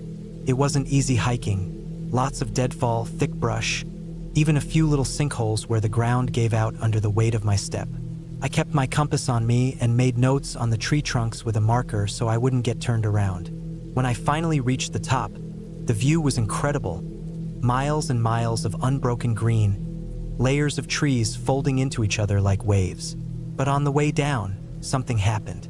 I was moving along the ravine that curved along the base of the ridge when I heard what I thought was a cough. Not close, maybe 50 yards to my right and up the hill. I stopped, listened. Nothing. Then I heard it again. Definitely a cough. Human. Short, rough, like someone trying to clear their throat or shake off a cold. It echoed a little through the trees. I called out. Not words, just a sound, kind of a loud "hey" noise. Not because I wanted to talk to anyone, but to make sure whoever it was knew I was there. No response, no movement, just silence. Then I heard a single snap of a branch.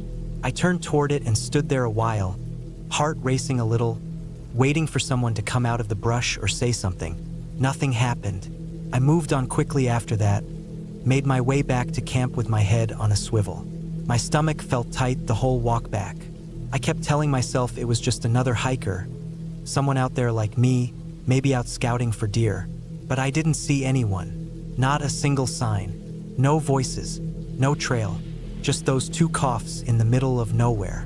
That night I didn't sleep much. I kept the fire going, sat outside the tent with my headlamp on and my little hatchet next to me. I didn't hear anything, but every time a branch creaked or the wind rustled the trees, I felt my skin crawl. Around 3 a.m., I finally crawled into my sleeping bag, zipped it up tight, and forced myself to shut my eyes. When I woke up, it was already bright out. I opened the tent, stretched, and right away I noticed something was off. My fire ring was disturbed.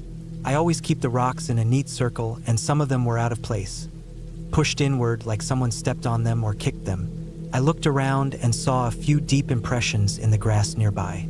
Could have been boot prints, could have been something else, but they weren't there the day before, that I was sure of. I decided right then I was done. I packed my gear fast, barely even ate. I kept my knife on my belt and didn't take my eyes off the woods while I worked. Everything about the place felt wrong now. The quiet didn't feel peaceful anymore. It felt like it was holding its breath. I strapped on my pack and started hiking out the way I came. I marked trees again with my marker, kept my compass in hand, but something was off. After about an hour, I realized I hadn't come across the deadfall I passed on the way in. The slope of the land didn't match my notes. I stopped and rechecked everything. The sun was behind some clouds, so I didn't have a good sense of direction without the compass.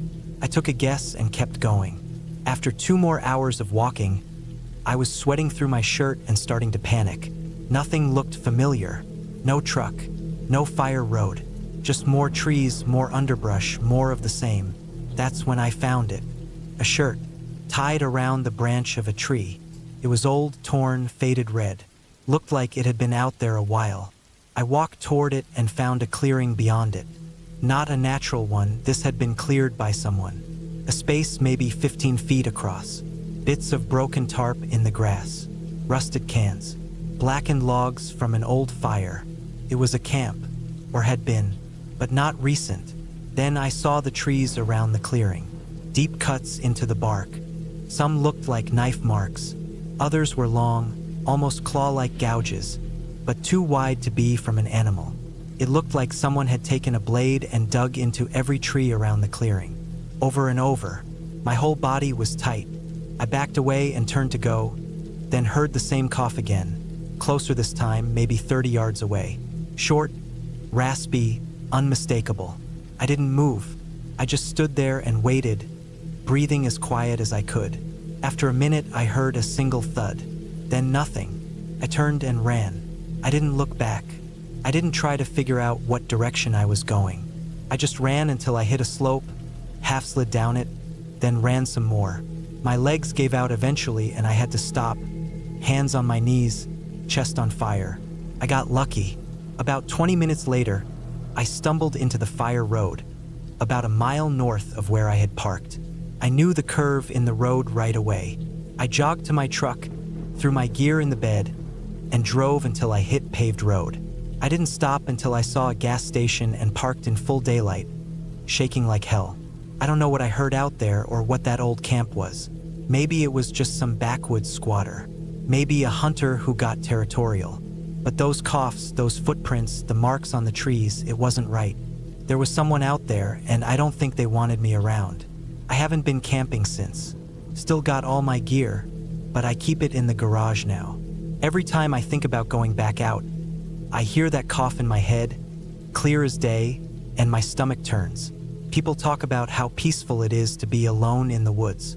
It is until you realize you're not actually alone, and you never were.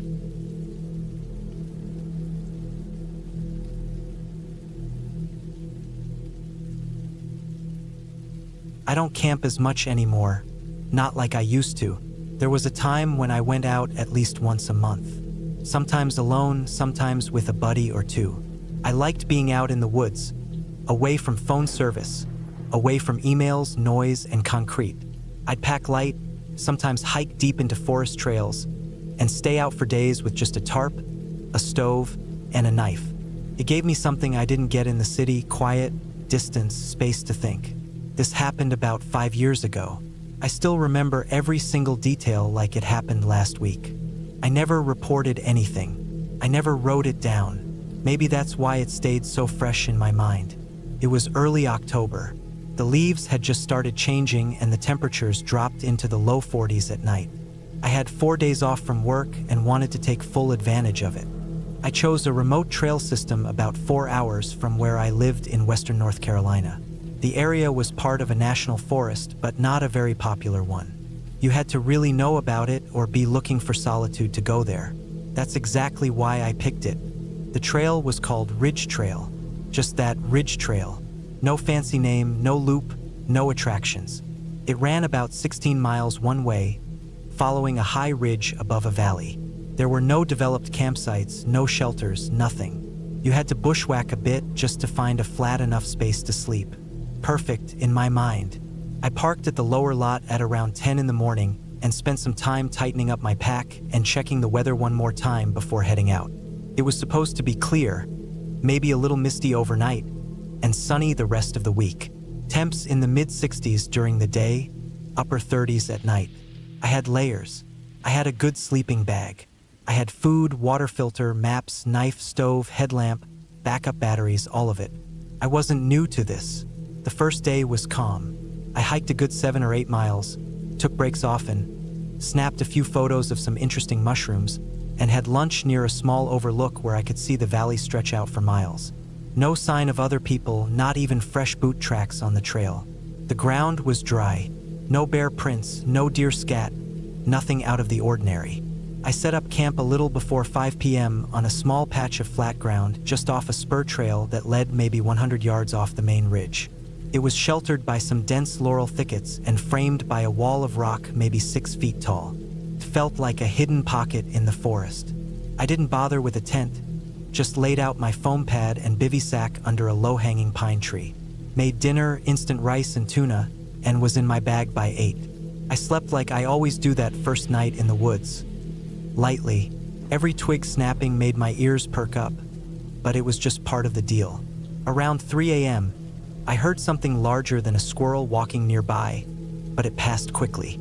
Probably a deer. I rolled over and went back to sleep. Day 2, I hiked another 5 or 6 miles. The trail was steeper and more narrow than the day before, climbing up along some exposed rock with views opening up through the thinning trees. I hadn't seen a single person. I found a creek crossing late in the afternoon and filled up my water bottles. The forest on the far side was darker, denser, thicker undergrowth, taller trees, less sky. I figured I'd go a mile more, maybe 2, then stop for the night. I found a decent spot a few hundred feet uphill from the creek. It was sloped, but I cleared out some brush and got my pad leveled well enough to sleep. I cooked dinner and crawled into my bag before sunset. That night I heard more movement, several times. I wasn't too worried at first. Forests are full of life and animals are curious. But something about the pattern of the steps bothered me. They were slow, spaced out, and stopped for long periods. Not like a deer walking past, more like something standing there, listening. At some point I realized I was holding my breath. I didn't move. I didn't shine my headlamp. I just laid there with my knife in my hand under the bag and waited. The sound didn't return. I eventually drifted off sometime after 4 a.m., but it wasn't real sleep. I was too aware, too on edge. The next morning I packed up fast. I moved quick and didn't even make coffee. I just wanted to be away from that area. I got back to the trail and headed north, not really knowing where I'd stop next. I had enough food for 2 more nights, maybe 3 if I stretched it. My plan was to hike all the way to the end of Ridge Trail and maybe loop back down using a Forest Service road that paralleled it a couple miles east. That way I wouldn't have to backtrack. By noon, the forest changed again. The trees grew farther apart, but the undergrowth was thicker. Big tangles of greenbrier, thorns, deadfall. The kind of stuff you had to weave through if you wanted to step off trail even for a minute. It was quieter too. No wind, no birds, no sound at all except for my own boots on the dirt.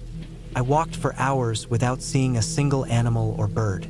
That was rare for that region. Even when you didn't see them, you heard them. Around 3 p.m., I heard something up ahead. Not footsteps, not voices, just a high, short cracking noise, like a stick snapped in two with some force. I stopped and listened. Nothing followed. I waited 5 minutes, 10, then kept going. I figured it might have been a tree limb falling. That happens all the time, especially in October when the rains soften the wood. But I couldn't shake the unease. Something didn't feel right.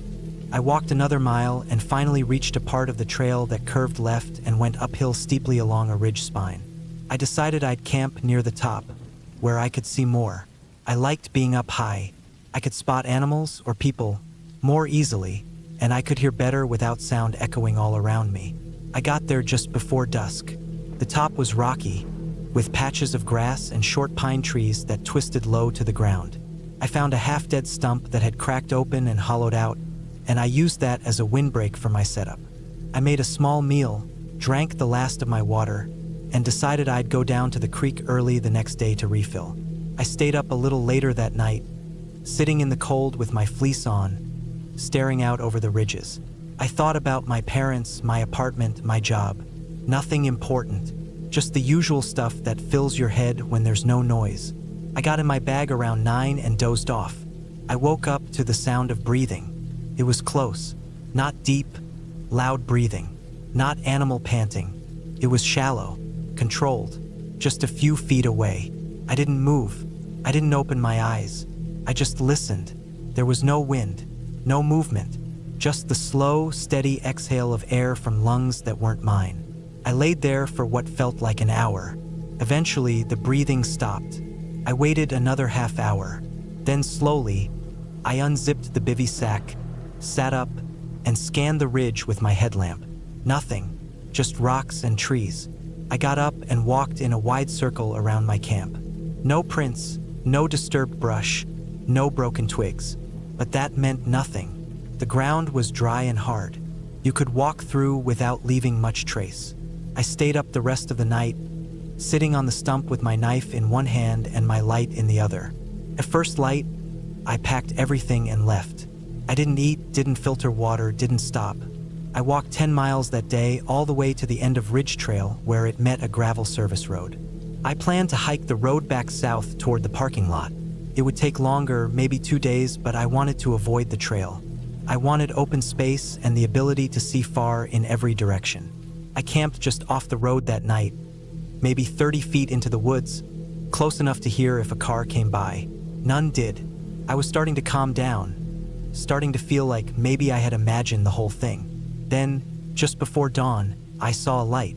Not from the sky, not a star or plane. It was a flashlight maybe 100 yards down the road. It flickered once, then again like someone scanning the trees. I turned off my own light and ducked low behind a log. I watched it move slowly up the road, sweeping side to side, stopped for a long time, then turned around and disappeared the way it came. I stayed hidden for another hour.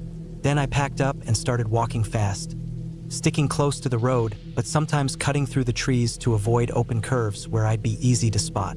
I didn't know who it was. Could have been a hunter, a ranger, some other camper, but deep down I knew it wasn't. Something was wrong about it, about the silence, about the way the breathing had sounded, about the way I'd felt watched for 3 straight nights. By late afternoon, I reached a junction with another road that had a gate and a small parking area. There was a faded map posted there and some trash scattered near a fire ring. I rested a minute, then kept going. I figured I had another 7 or 8 miles to the car. That last night I didn't sleep at all. I found a spot under a rock ledge near the road and stayed awake with my back against the stone. No fire, no light, no movement. Around midnight, I heard something down the slope. It was distant, but sharp.